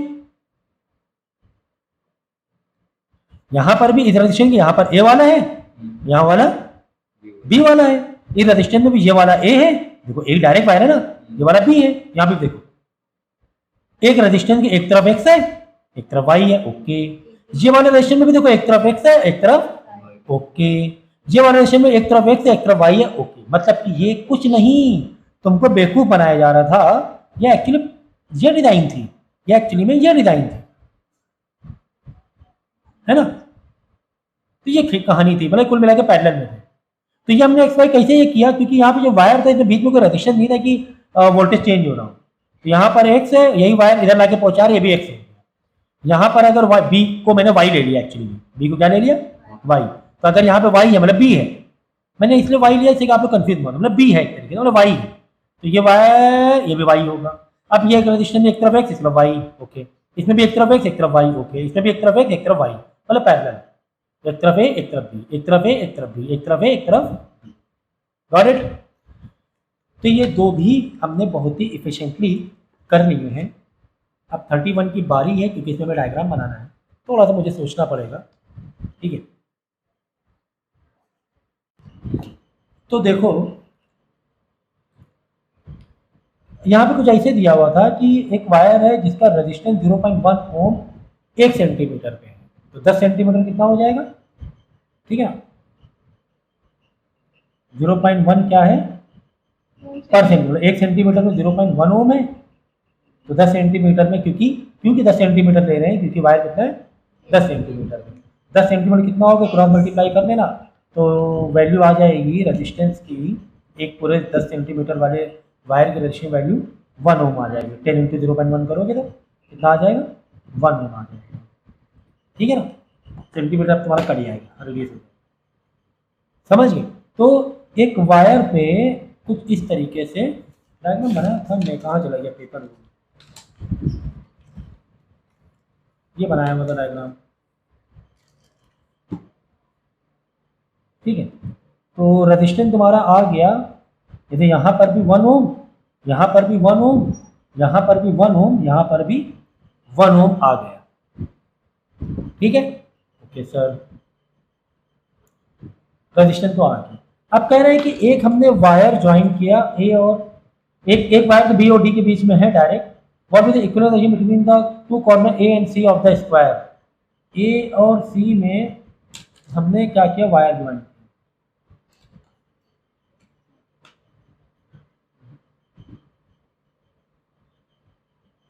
ये वायर ज्वाइन करते हैं, वायर नहीं ज्वाइन किया, ए और सी के बीच हमें निकालना है क्या, कि इसका ये बताओ।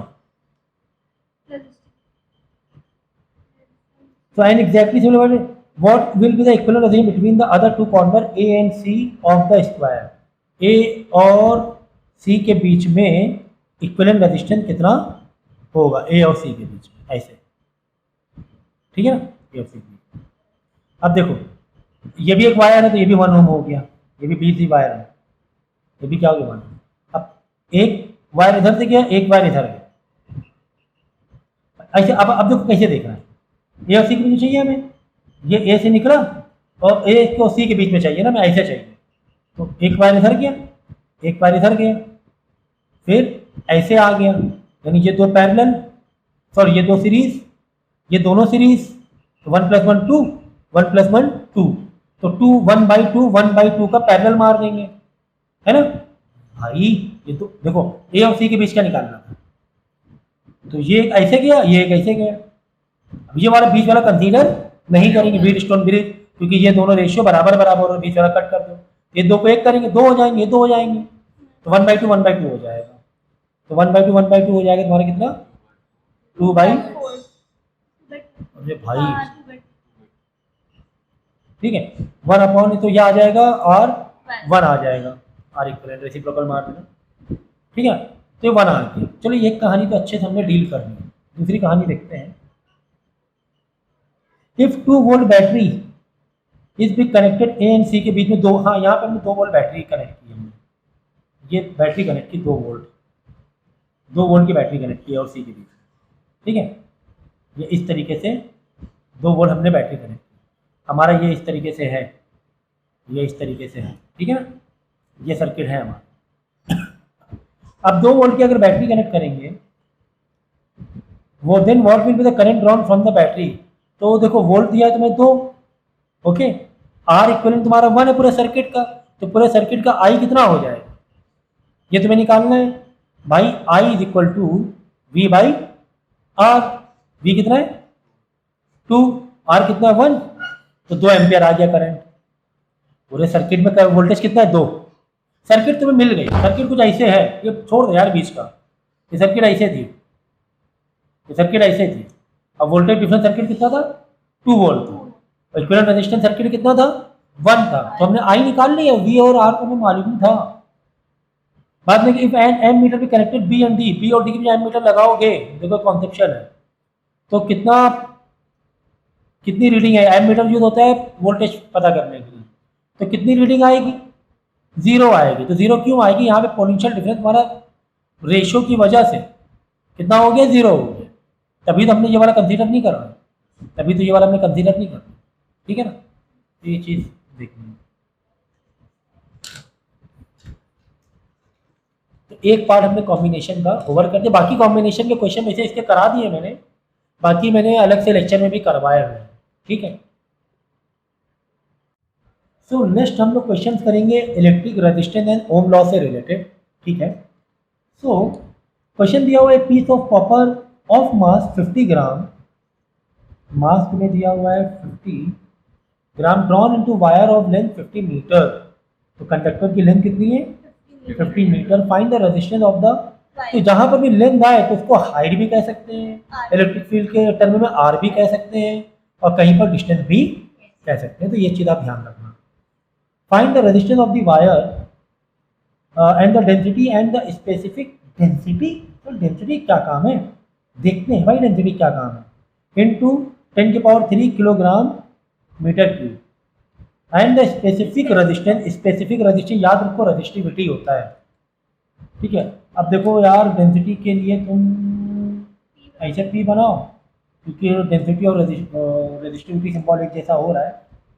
ये मैं रेजिस्टिविटी का बना रहा हूँ। रेजिस्टिविटी है 1.7 × 10⁻⁻8 ओम मीटर। ये सारी कहानी तुम्हें दी। तो तुम्हें निकालना क्या, तुम्हें निकालना था रेजिस्टेंस। अगर रेजिस्टेंस का फॉर्मूला ओपन करके हम लोग लिखेंगे तो रेजिस्टेंस फॉर्मूला क्या होगा बोलो, पूरा का पूरा रेजिस्टिविटी से। रेजिस्टिविटी से फॉर्मूला होगा रेजिस्टिविटी L/A, ये होगा L/A ना, इंटू आर नहीं करोगे। अच्छा ठीक, रेजिस्टिविटी से हम रेजिस्टेंस का फॉर्मूला निकाल रहे हैं। तो रेजिस्टेंस फॉर्मूला रेजिस्टिविटी इंटू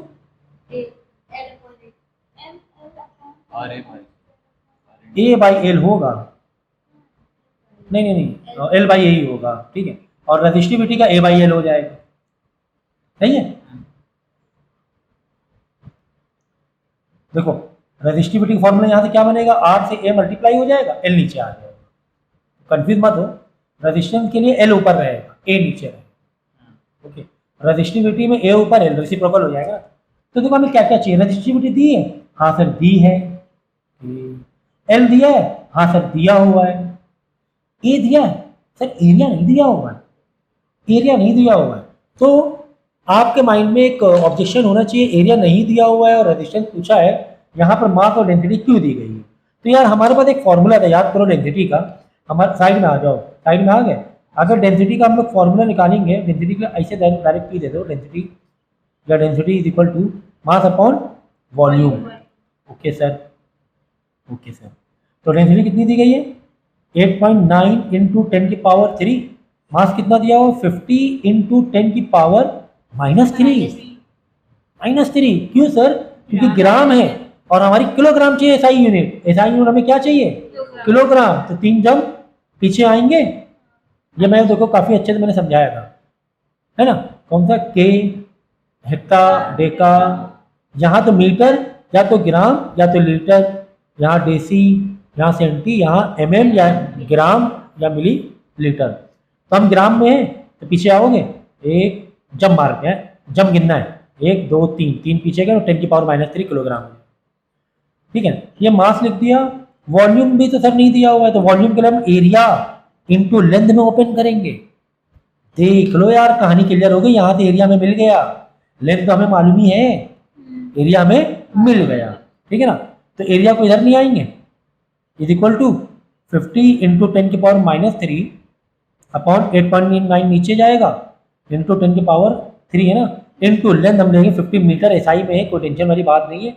ये एरिया को पूरा सॉल्व मत करो, डायरेक्ट ऐसे ही लेके चलेंगे हम लोग। यहाँ पर एरिया मिल गया हमें, तो रेजिस्टेंस आ जाएगा। कोई दिक्कत थी क्या बताओ, नहीं ना।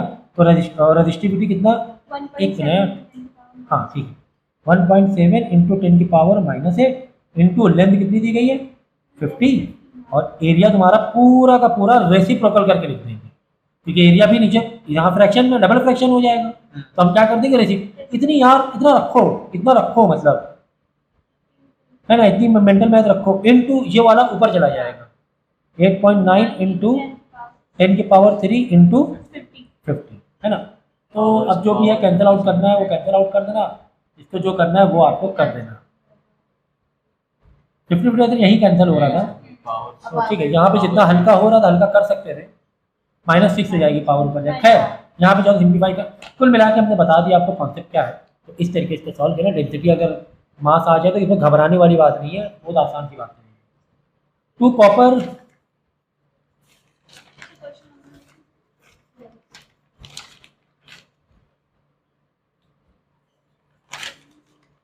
two copper wire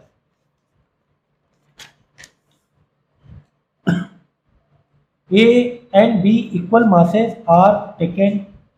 The length of A is double and length of then the length of B. The length of B. देखो क्या हुआ क्या है, दो कॉपर वायर है A and B of equal mass are taken. The length of A is double the length of B. A की length B की length तो डबल है. If the resistance of the wire A be 160 ohm, then calculate the resistance of B. Okay, दो part में question है कह सकते हैं. यहाँ पर L जो A है वो भी L है, यहाँ पे जो लेंथ B की वो भी L है ना, दोनों की लेंथ सेम नहीं, लेंथ नहीं सेम थी, sorry, mass same. Mass of A तुम्हारा m ही है, मास ऑफ b भी तुम्हारा m. Length of A double the length of b. a की लेंथ डबल है b से, यानी अगर b की लेंथ देखो, ये जो कंपैरिजन में a पहले b बाद में, तो पहले b को लेट करेंगे. अगर लेंथ ऑफ b l है तो लेंथ ऑफ a 2l हो जाएगा. Okay, if the resistance of wire a be the 160 ohm, R resistance का 160 ओम दिया हुआ है, find to calculate the resistance of B पता करना है, ये यहाँ पे पता करना है, आर बी पता करना है कि कितना है. फॉर्मूला तो लगाओ यार, पहले फॉर्मूला तो लगाओ. फॉर्मूला लगाने में क्या दिक्कत है, फॉर्मूला लगाने में क्या दिक्कत, ठीक है ना.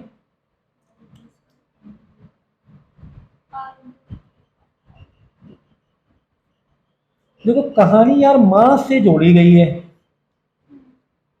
कहानी किससे जोड़ी गई है, मास से जोड़ी गई है, ठीक है ना. मास क्यों दिया था, सोचने वाली बात थोड़ी थी.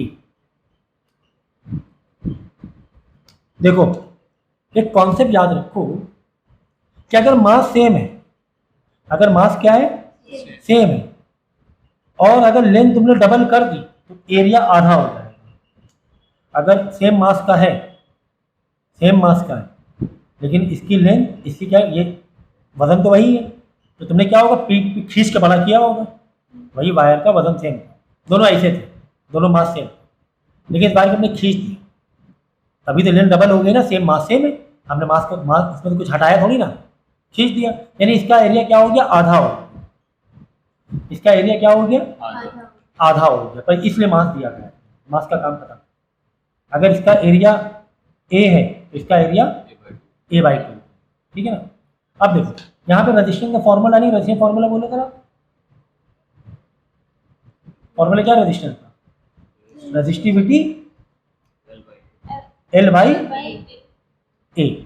ये है रजिस्टेंस का फॉर्मूला, ठीक है. यहाँ पे रजिस्टेंस में दिया हुआ है, ठीक है.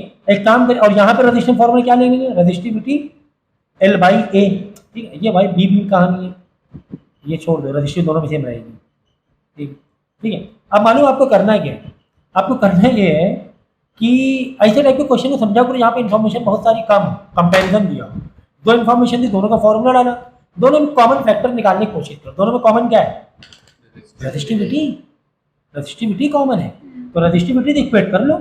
यहाँ पे resistivity is equal to R into A by L हो जाएगा. यहाँ पर भी resistivity is equal to R into A by L हो जाएगा, ठीक है ना.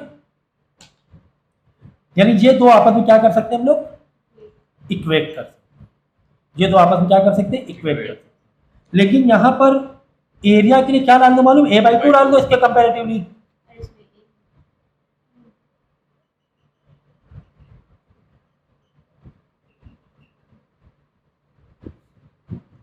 ठीक है, यहाँ पे डाल दो भाई, ये a है तो a के टर्म में, a के टर्म देखो ये LA है, ठीक है ना, ये एरिया A का है, ठीक है. एरिया जो A है इसके कंपेयर में क्या है, यहाँ पे समझो B डाल दो, यहाँ डाल दो B. अब बात समझ लो, LA है वो लेंथ B के क्या है, डबल 2LB. एरिया जो A का है वो एरिया B के आधा है, ठीक है ना. ये वाला एरिया हमने लेंथ बड़ी कर, ये एरिया AB ज़्यादा है. वेरिएबल को हमने दोनों मैच कराया, यहाँ पे ए की जगह ए बी लिखो, क्योंकि ए बी की कहानी ना यहाँ पर, जो हमारा बी वाला फॉर्मूला है ना, ए बी लिखो यहाँ पर, एल बी लिखो, ठीक है। अब बात समझना था, पहले थोड़ा सा चेंजेस कर देना।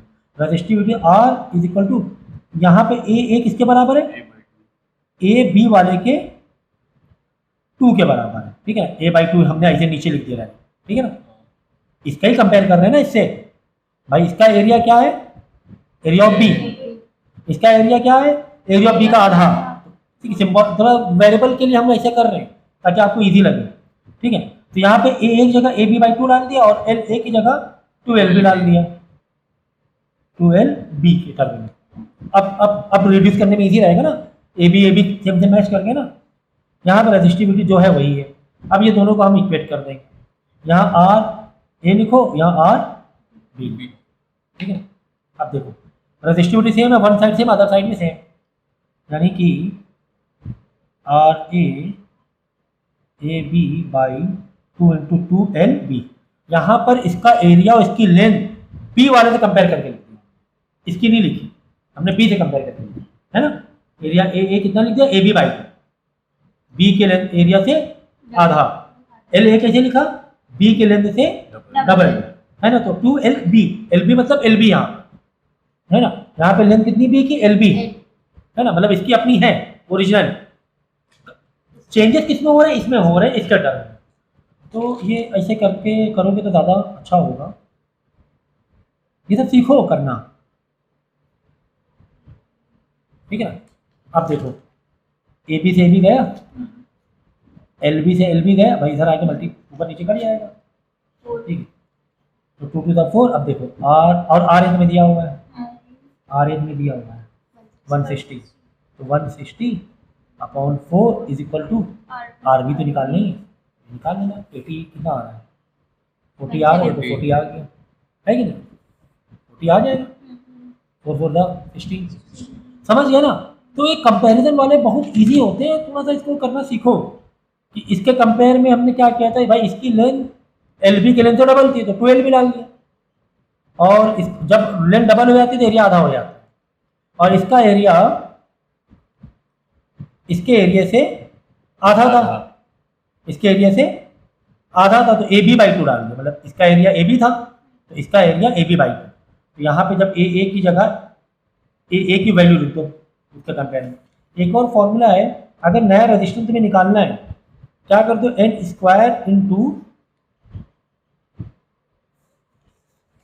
ये कर दो, एन स्क्वायर इंटू आर, ठीक है ना। जो नया वाला रेजिस्टेंस क्या आ जाएगा, ओरिजिनल आर से एन स्क्वायर हो जाएगा। एन स्क्वायर मतलब क्या हुआ, व्हाट इज एन स्क्वायर, देखो ये एन स्क्वायर है तुम्हारा लेंथ का मेजरमेंट, लेंथ। अब यहां लेंथ कितनी हो रही थी, डबल हो रही थी लेंथ, ठीक है ना। तो अब उसमें क्या हो जाएगा, 1/2 का, देखो या रेजिस्टेंस किसका निकालना है, बी वाले का निकालना है। अगर इसकी लेंथ डबल है तो इसकी लेंथ क्या होगी, आधी होगी, इसकी लेंथ डबल है तो इसकी लेंथ कंपेरेटिवली क्या होगी, आधी। हमें रेजिस्टेंस किसका निकालना है, इसका निकालना है ना। तो इसके कंपेयर में अगर रेजिस्टेंस इसका दिया हो तो इसके कंपेयर में इसकी लेंथ क्या हो रही है, आधी हो रही है। तो 1/2 का स्क्वायर इंटू आर कितना दिया हुआ इसका, इसे कंपेयर 160। भाई अब की बार हमने इसको इससे कंपेयर किया, इसकी लेंथ इसके, अगर इसकी लेंथ डबल है तो इसकी लेंथ कितनी होगी, आधी होगी। तो नया वाला रेशियो इसका निकालना है ना, तो इसकी लेंथ आधी है, तो एन स्क्वायर मतलब 1/2 का होल स्क्वायर इंटू रेजिस्टेंस 160, इससे कंपेयर करें 160, तो 1/4 इंटू 160 आ गया 40, है ना। ऐसे भी कर सकते, फॉर्मूला याद रखो, फॉर्मूला याद रखो। लेंथ से कंपेयर करना है, किसे कंपेयर करना है, लेंथ।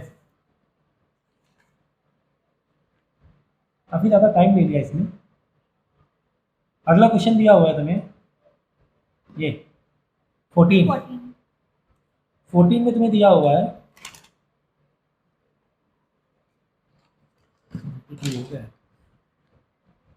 क्वेश्चन नंबर 14 तुम्हें दिया हुआ है, 200 वोल्ट बल्ब, वोल्टेज कितना है, 200 है, take the current of 0.2 ampere, I दिया हुआ है 0.2, इजी है question. The length of the wire from 22 centimetre, L जो है 22 into 10⁻⁻2 metre and the specific resistance of the specific resistance मतलब रजिस्टिविटी, मैं बार बार बता रहा हूँ, बट फ्लेमिन इज दिस मच 7 इंटू 10⁻⁻, देखो ओम सेंटीमीटर में, इसको बदल लेंगे मीटर में, तो -2 लगा दिए -7 हो जाएगा।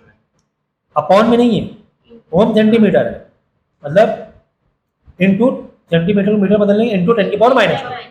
अगर नीचे होता अपॉन करके तो -2 पर जाके +2 हो जाता, तो -5 -2 -7 हो गया, ओम मीटर हो गया। Find the radius. Sir radius क्यों? सर रेडियस क्यों? रेडियस क्यों? क्या रेडियस हम करेक्ट एरिया से नहीं कर सकते?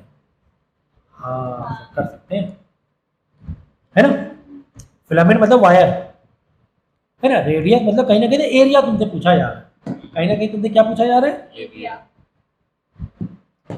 और चीज आपको भारी नहीं, वो लाइट का ऊपर, ठीक है ना। रेडियस में एरिया पूछा जा रहा है कुल मिला के, तो एरिया से बाद में रेडियस में आ ही जाएंगे यार, पाई आर स्क्वायर सर्कल का एरिया, वो तो आ ही जाएंगे।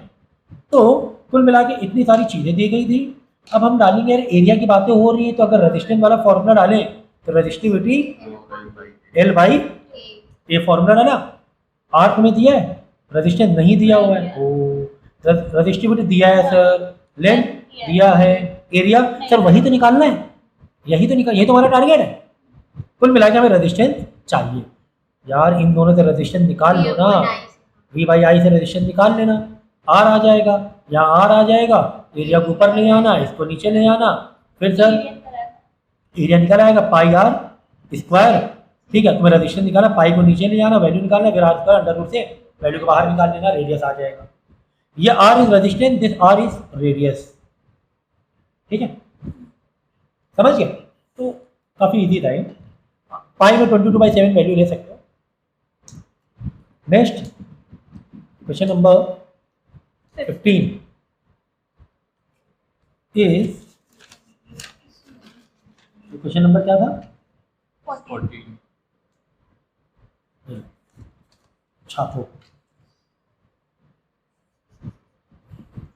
तुम बड़े होकर छपाई का कारखाना तुम खोल लेना, समझी। छपाई कारखाना होता है ना, प्रिंट टी शर्ट छपाई, नाम भी बोल दिए वीडियो में। नाम नहीं बोल रहे हैं बस, इसका नाम तो देखो मैं नहीं बोल रहा हूँ, नाम बहुत सीक्रेट है इसका, ये छापने में नंबर 1 है। इनको ये आगे चल छपाई कारखाना खोलेंगे और इंटरनेशनल लेवल पे एक्सपोर्ट होगा इनका, इंटरनेशनल लेवल बिजनेस होगा इनका, ठीक है ना। नाम क्या रखोगे फैक्ट्री का?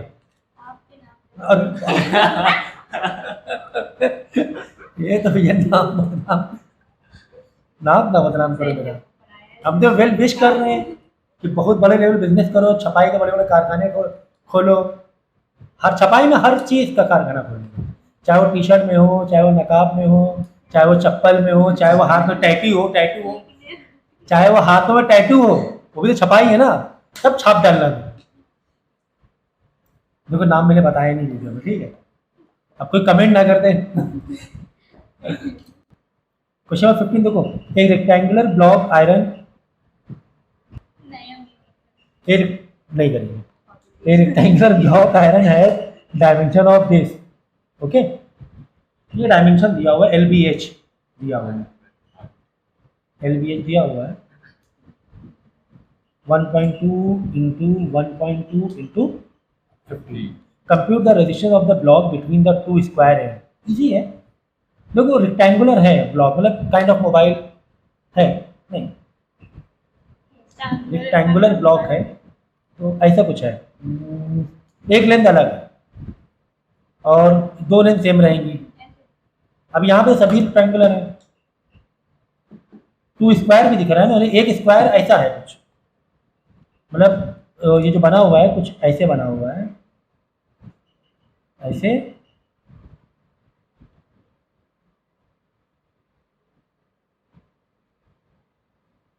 समझे, ऐसे टाइप का, मतलब एक फेसिंग स्क्वायर वाली है, ये स्क्वायर है और ये स्क्वायर है, ठीक है ना, ये दोनों क्या है, स्क्वायर, बाकी एक लेंथ अलग है, बाकी एक लेंथ अलग है। समझ गए ना क्या कहना चाह रहे हैं, नहीं समझे?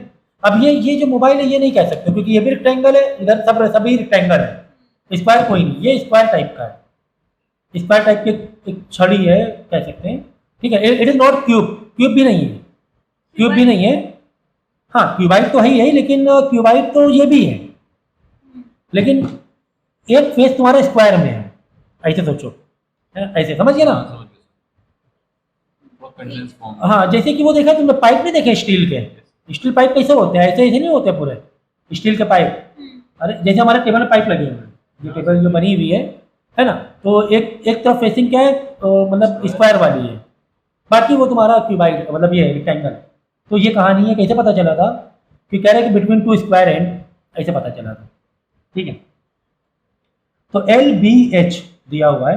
अब इसका मतलब देखो ये दो डायमेंशन सेम है, इसका मतलब ये भी 1.2 है और ये भी 1.2 डायमेंशन से पता चल रहा है कि एक फेसिंग स्क्वायर है तुम्हारी 1.2 1.2, और ये वाली 1.5 हो गई, 15 हो गई, ये वाली 15 हो गई, ये वाली क्या हो गई, ठीक। चलो अब हलवा हो गई चीज़ें, देखो computer block between two square and, तो हमें रेजिस्टेंस पता करना है इनके बीच में, तो आर के लिए फॉर्मूला क्या डालोगे, रेजिस्टिविटी L/A, रेजिस्टिविटी दी है, क्या दी होगी, आखिरी में दी हुई है, हाँ स्पेसिफिक रेजिस्टेंस दिया होगा, रेजिस्टिविटी दी हुई, तो रेजिस्टिविटी में डाल दिया 9.68 इंटू L। अब देखो क्या कह रहे हैं कि रेजिस्टेंस बताओ बिटवीन टू स्क्वायर एंड, इन दोनों बीच, इन दोनों, हमने करंट को यहाँ से भेजा और ऐसे करंट जा रहा है, ऐसे जा रहा है करंट, ऐसे जा रहा है, तो इन दोनों के बीच में क्या बताओ, रेजिस्टेंस बताओ, यानी लेंथ कौन सी लेंगे, ये वाली 15 वाली लेंगे, तो 15 इंटू 10⁻² करना ना भूलना क्योंकि सेंटीमीटर में दिया हुआ था, ठीक है, अपॉन एरिया। अब एरिया कह लेंगे, अब एरिया तुम्हें ये वाला लेना पड़ेगा, ऐसे वाला क्रॉस सेक्शन एरिया ये बना ना भाई, लेंथ अगर ये बन रही थी क्रॉस सेक्शन एरिया ये बना, तो एरिया के लिए 1.2 इंटू 1.2 इंटू 10⁻⁴ करना ना भूलना, क्योंकि सेंटीमीटर में -2 का -4 हो जाएगा, -2 इंटू -2 है, समझिए। तो रेजिस्टिविटी भी डाल दी, 10⁻⁸ नहीं डाला, 10⁻⁸ डाल देना पूरा रेजिस्टिविटी, तो यार ये रेजिस्टेंस निकल आएगा, हलवा था एक्चुअली में। तो अब देखो बोर्ड एग्जाम में क्वेश्चन जो भी हम लोग कर रहे हैं ये सेम नहीं आने वाले होते, समझो बात, इसीलिए करें कॉन्सेप्ट को पकड़ लो, क्वेश्चन कोई सेम नहीं आए, कभी ये वाला दे दी, कभी इससे पहले था नहीं ये वाला क्वेश्चन, ये दे दी, तो ये बातें हैं।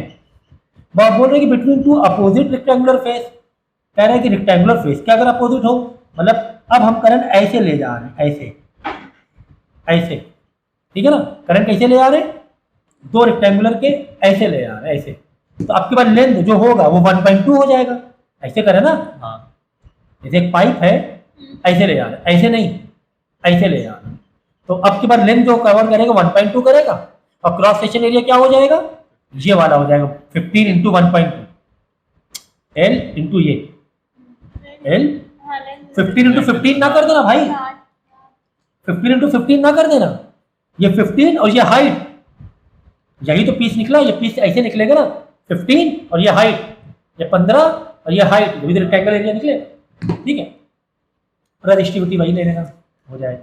Question number 16, two wire different metal of length 50 centimetre and 75 centimetre, respective diameter of this and this, have resistance this and this, find the ratio.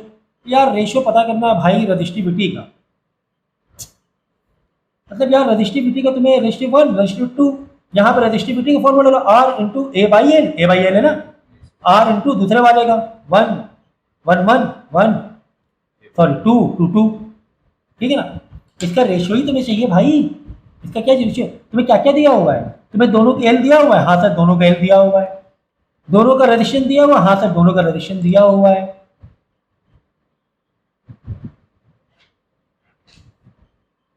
और डायमीटर भी दिया हुआ है, डायमीटर भी दिया हुआ है, कुल मिला के तुम्हें एरिया भी दिया हुआ है।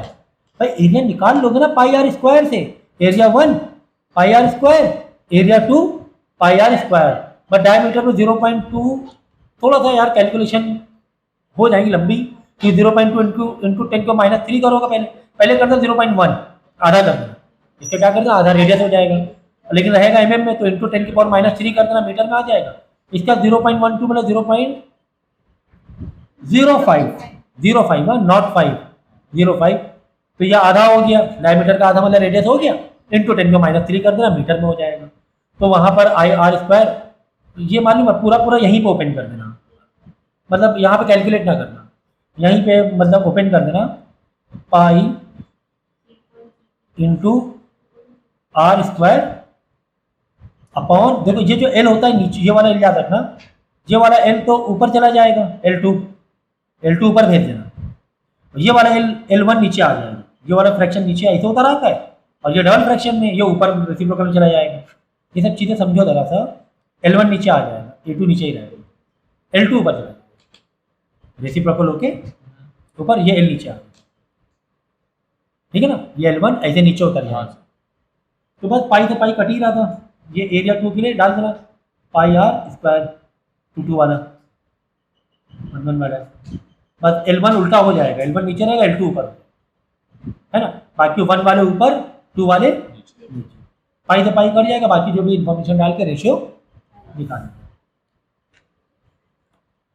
अब देखो change in the resistance on stretching of wire को स्ट्रेच किया, एक थिक, मैं ऐसे ही बता दे रहा हूँ, 10 ohm drawn into thin wire so the length become 3 time, 3 time length हो गई, L 3 टाइम हो गई, तो बस R नया निकालोगे n² इंटू R, n मतलब 3 टाइम हो गया, n कितना हो गया 3 टाइम, 3 का स्क्वायर, हमें देखो जिसका, सुनो हमने वायर को क्या ऐसे खींच के लंबा कर दिया, नया वाला रेजिस्टेंस निकालना, 3 टाइम लेंथ किया है, तो हमेशा लेंथ से ही लेना है, एरिया से नहीं लेना है। अगर होता एरिया 2 टाइम यानी लेंथ हो जाता आधी, अगर क्या होता एरिया से दिया होता, एरिया क्या हो गया 2 टाइम बढ़ा दिया, कितना बढ़ा दिया, तो लेंथ कितनी हो जाती आधी, 1/2 हो जाती, तो 1/2 का स्क्वायर मारते, दिस इज फॉर लेंथ, ये याद रखना लेंथ के लिए है। अगर कंपैरिजन एरिया से दिया तो उसको लेंथ में कन्वर्ट कर देना, एरिया डबल तो लेंथ आधी, एरिया आधी तो लेंथ डबल, तो लेंथ का ही लेना है, बहुत आसान है यार, 3 टाइम लेंथ का ही है, 3 का स्क्वायर 9, 9 इंटू 10 90 आ गया, हाउ इजी, हाउ इजी। अब देखो एक वायर को हमने मेल्ट किया, मेल्ट करके लेंथ को हाफ कर दी, यानी 1/2 का होल स्क्वायर इंटू 32, यार 1/4 432 8 आ गया, है ना। 1 किलोग्राम क्यों दिया है सर, चलो अच्छा, 1 किलो का copper wire into wire 1 mm thick, another piece of wire 2 mm thick, compare the register, या आप रजिस्टेंस कंपेयर कर लेना, ठीक है। रजिस्टेंस कैसे कंपेयर करोगे, R/R 1/2, R का फॉर्मूला कैसे डालोगे, रजिस्टिविटी तो कटी जाएगी क्योंकि सेम है ना, एक कॉपर ही की बात हो रही है, और किलोग्राम मास भी सेम है, मास भी क्या है सेम है, भाई इसमें क्या हुआ मालूम है 1 मीटर थिक, हो थिक दिया है, मतलब डायामीटर दिया हुआ है, यहाँ पे 2 mm थिक की बात हो रही है, 2 mm थिक की बात हो रही है, तो यार कुछ नहीं करना है, कुछ नहीं करना है, देखो 2 mm थिक किया है, यानी कि 2 mm थिक का डायामीटर क्या हो गया डबल हो गया, मतलब रेजिस्टेंस भी क्या हो गया डबल हो गया, रेजिस्टेंस डबल होगा तो एरिया में क्या फर्क पड़ जाएगा, देखो R² डबल का 4 गुना बढ़ जाएगा, कितना बढ़ जाएगा भाई, देखो 2 mm थिक है, चलो सब 2 mm थिक है, ठीक है, तो 2 mm का मतलब डबल हो रहा है, डबल में रेजिस्टेंस का स्क्वायर, रेजिस्टेंस 4 टाइम्स हो रहा है, resistance 4 times, sorry radius 4 time हो जाएगा, रेजिस्टेंस डबल और R का स्क्वायर है ना, तो डबल का स्क्वायर 4 टाइम हो गया, 4 टाइम तुम्हारी लेंथ क्या हो जाएगी कम हो जाएगी, एरिया का 4 टाइम बढ़ रहा है तो लेंथ क्या हो जाएगी 4 टाइम, तो 1/4 का होल स्क्वायर इंटू R, ठीक है, तो 1/16, तो 1/16 मतलब 16/1 लिखो, 1/, वो कोई दिक्कत नहीं है, ठीक है ना, लिखा दिया गया, समझ गया ना, कि स्ट्रेचिंग ऑफ वायर से ही रिलेटेड था, पूरा फॉर्मूला मार के भी कर सकते हो लेकिन जरूरत नहीं है, आप इसी देखना, डायमीटर डबल मतलब रेडियस भी डबल, एरिया हो जाएगा 4 गुना, क्योंकि एरिया का पाई आर स्क्वायर होता है, तो एरिया डबल तो एरिया 4 टाइम, एरिया 4 टाइम मतलब लेंथ 4 टाइम कम।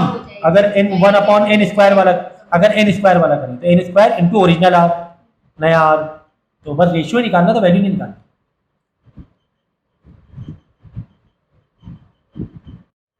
तो अगले हमारे न्यूमेरिकल्स है ड्रिफ्ट वेलोसिटी एंड मोबिलिटी पर, ठीक है ना। तो क्या इन्फॉर्मेशन दी है क्वेश्चन नंबर 4 में, the cross section area of wire is this, ठीक है ना। एरिया तुम्हें दिया हुआ है 1 इंटू 10⁻⁷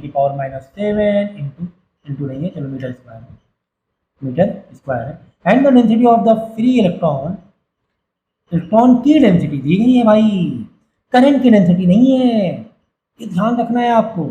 ये इलेक्ट्रॉन की डेंसिटी है, it is not current density. Electron की डेंसिटी मतलब स्मॉल एन, ये चीज याद रखोगे, भूल जाओगे, याद रखेंगे सर, ठीक है। करंट देखो, करंट डेंसिटी होती है जे, ये तुम्हारी करंट डेंसिटी होती है, क्या होती है, करंट डेंसिटी, और जो एन होती है वो इलेक्ट्रॉन डेंसिटी होती है, ओके। 10 की पावर 20 लिखा था, ठीक है। What will be the drift velocity, V D हमें पता करना है, for the free electron for a current of 3.2 ampere, I दिया हुआ है 3.2 एम्पियर। इसमें यार सीधा वीना लगा दो, क्या लगा दो, वीना। वेलोसिटी के लिए वी मैं ऐसा बनाऊं मैं, नहीं, वीना किससे था, वो तो करंट से था, आई से था, तो आई इज इक्वल टू वीना ना, आई इज इक्वल टू वीना, ठीक है ना। तो हमें चाहिए क्या, हमें वीडी चाहिए ना, तो वीडी दे रहा है, बाकी सब नीचे आ जाएंगे। ईना नीचे आ जाओ, ईना नीचे भेज दिया, 3.2 इंटू ई 1.6 इंटू 10 की पावर -19 एन 2 इंटू 10 की पावर 28 ए, 1 into 10 rho minus ये है ना एरिया, 1 इंटू 10 की पावर ए के लिए कैपिटल ए दिया करो, -7 मीटर स्क्वायर। इसको कैलकुलेट कर लो और आंसर आ जाएगा, बहुत ही सीधा सीधा सा दिया था। अगला क्वेश्चन देखो, दिया हुआ है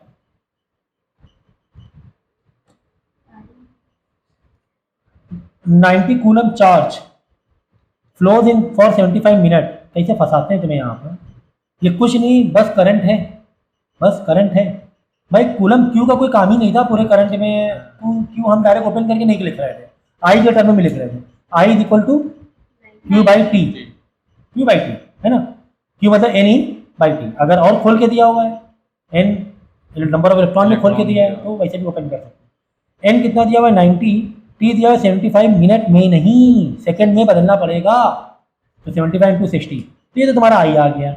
इन silver wire of diameter this, तो डायमीटर का काम तो किसी में भी नहीं है, तो इसको रेडियस में ले लेंगे, आर बाई डायमीटर, चलो 1 mm, 1 mm मतलब 0.5 रेडियस हो गया, क्या हो गया, रेडियस।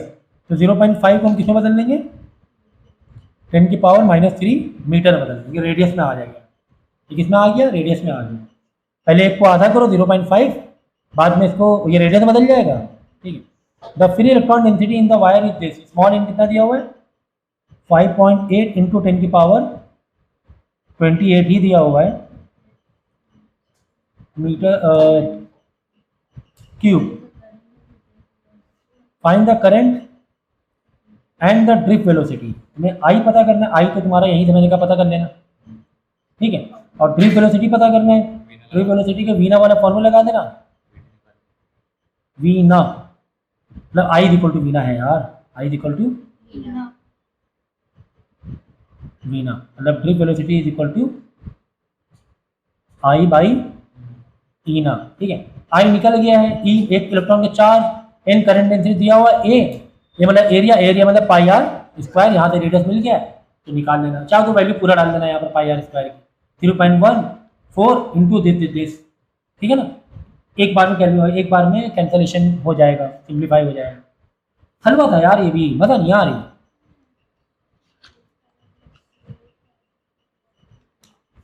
नेक्स्ट है estimate the average drift speed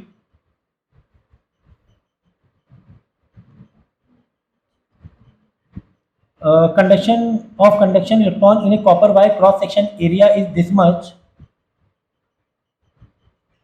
carrying a current of this much.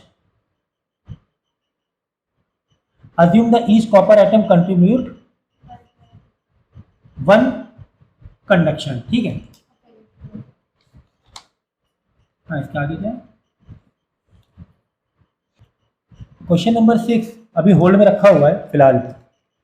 Question 7 करेंगे। A 3 metre long copper wire is carrying current this much.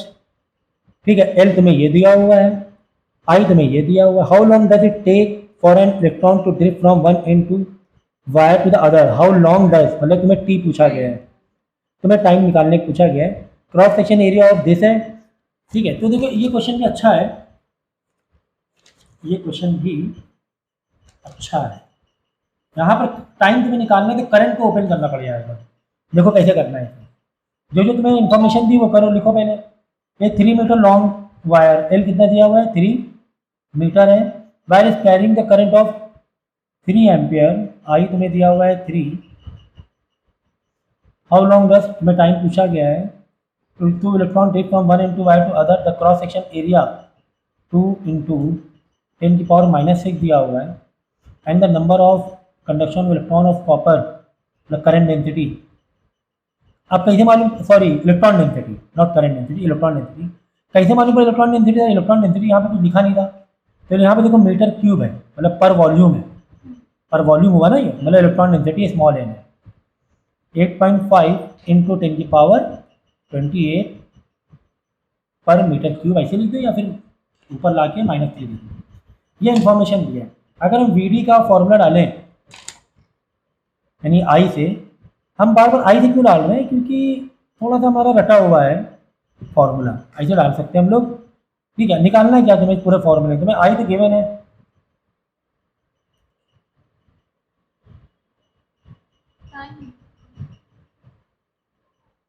ठीक है,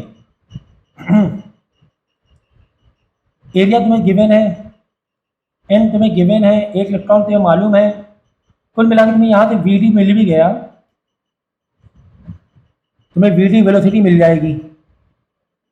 ठीक है, क्या मिल जाएगी, वेलोसिटी मिल जाएगी। अब तुम्हें निकालना है टाइम, तो वेलोसिटी का अगर नॉर्मल फॉर्मूला डालो डिस्टेंस अपॉन टाइम, यानी time is equal to distance upon V D, ऐसे डाल सकते हो फॉर्मूले। ओके, टाइम का ट्रिप वेलोसिटी है डिस्टेंस अपॉन टाइम। तो सॉरी डिस्टेंस कितना है, यानी वायर की लेंथ कितनी है। देखो यहाँ पे क्या कह रहा है कि how long does it take one electron to drift from one end wire to other. मतलब वायर है ना बना 3 मीटर, यहाँ से यहाँ आने में कितना, तो यहाँ पे डिस्टेंस कितनी होगी, 3 मीटर हो गई कि नहीं होगी। ठीक है, तो ऐसे कर लो, इसे पहले ट्रिप वेलोसिटी निकालना है, उसके बाद डिस्टेंस अपॉन टाइम के लिए डिस्टेंस अपॉन ट्रिप वेलोसिटी कर लेना है। ठीक है ना, तो चलो ये करके देख लेंगे। V D is equal to I upon ईना, आई कितना दिया हुआ है 3, ई 1.6 कैलकुलेट कर रहे जल्दी तुम लोग, 10 की पावर माइनस का 19, और करें इलेक्ट्रॉन डेंसिटी दी है 8.5 इंटू 10 की पावर 28, और एरिया तुम्हें दिया हुआ है, क्रॉस सेक्शन एरिया ये दिया हुआ है 2 इंटू 10 की पावर -6। ठीक है, ये एरिया तुम्हें दिया हुआ है। तो -19 -28 और -6 -25, 25 माइनस का 25 प्लस 10 की पावर 3 नीचे आ जाएगी, ऊपर आके देंगे -3 हो जाएगा। चलो 1.6 इंटू 8.5 इंटू 2 करो, 1.6 इंटू 8.5 इंटू 2, 27 क्या 27.2। ठीक है, अब 3/27.2 करो,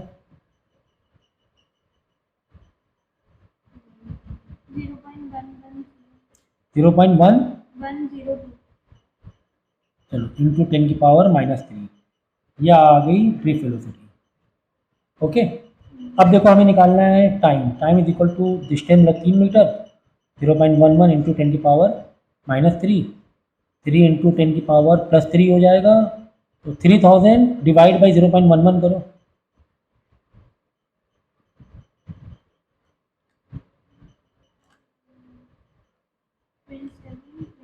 इधर दिखाओ 27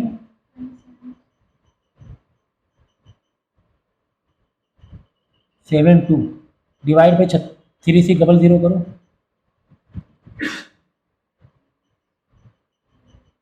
3600 7 घंटे समथिंग आ गया, 7.5 घंटे, तो ये आ गया 7.5 घंटे। ये सेकंड में आंसर आ रहा था, डिवाइड बाई इसको आवर में ले आने के लिए देखो आवर मिनट सेकंड, भाई आवर से मिनट में जाओगे मल्टीप्लाई बाई 60 करोगे, मिनट से सेकंड में जाओगे मल्टीप्लाई बाई 60 करोगे, सेकंड से मिनट में आओगे डिवाइड बाई 60 करोगे, और मिनट से आवर में जाओगे तो डिवाइड बाई 60। तो सेकंड से आवर में जाना है, हमने डिवाइड बाई 16 × 60 3600, तो 7.5 घंटे आ गए। ठीक है, तो यार ये भी इजी था, थोड़ा सा कैलकुलेशन थी। तो ठीक है, आज हम लोग यहाँ तक करेंगे, अब 1 या 2 टॉपिक रह गए, ये हम लोग नेक्स्ट लेक्चर में करेंगे। ठीक है।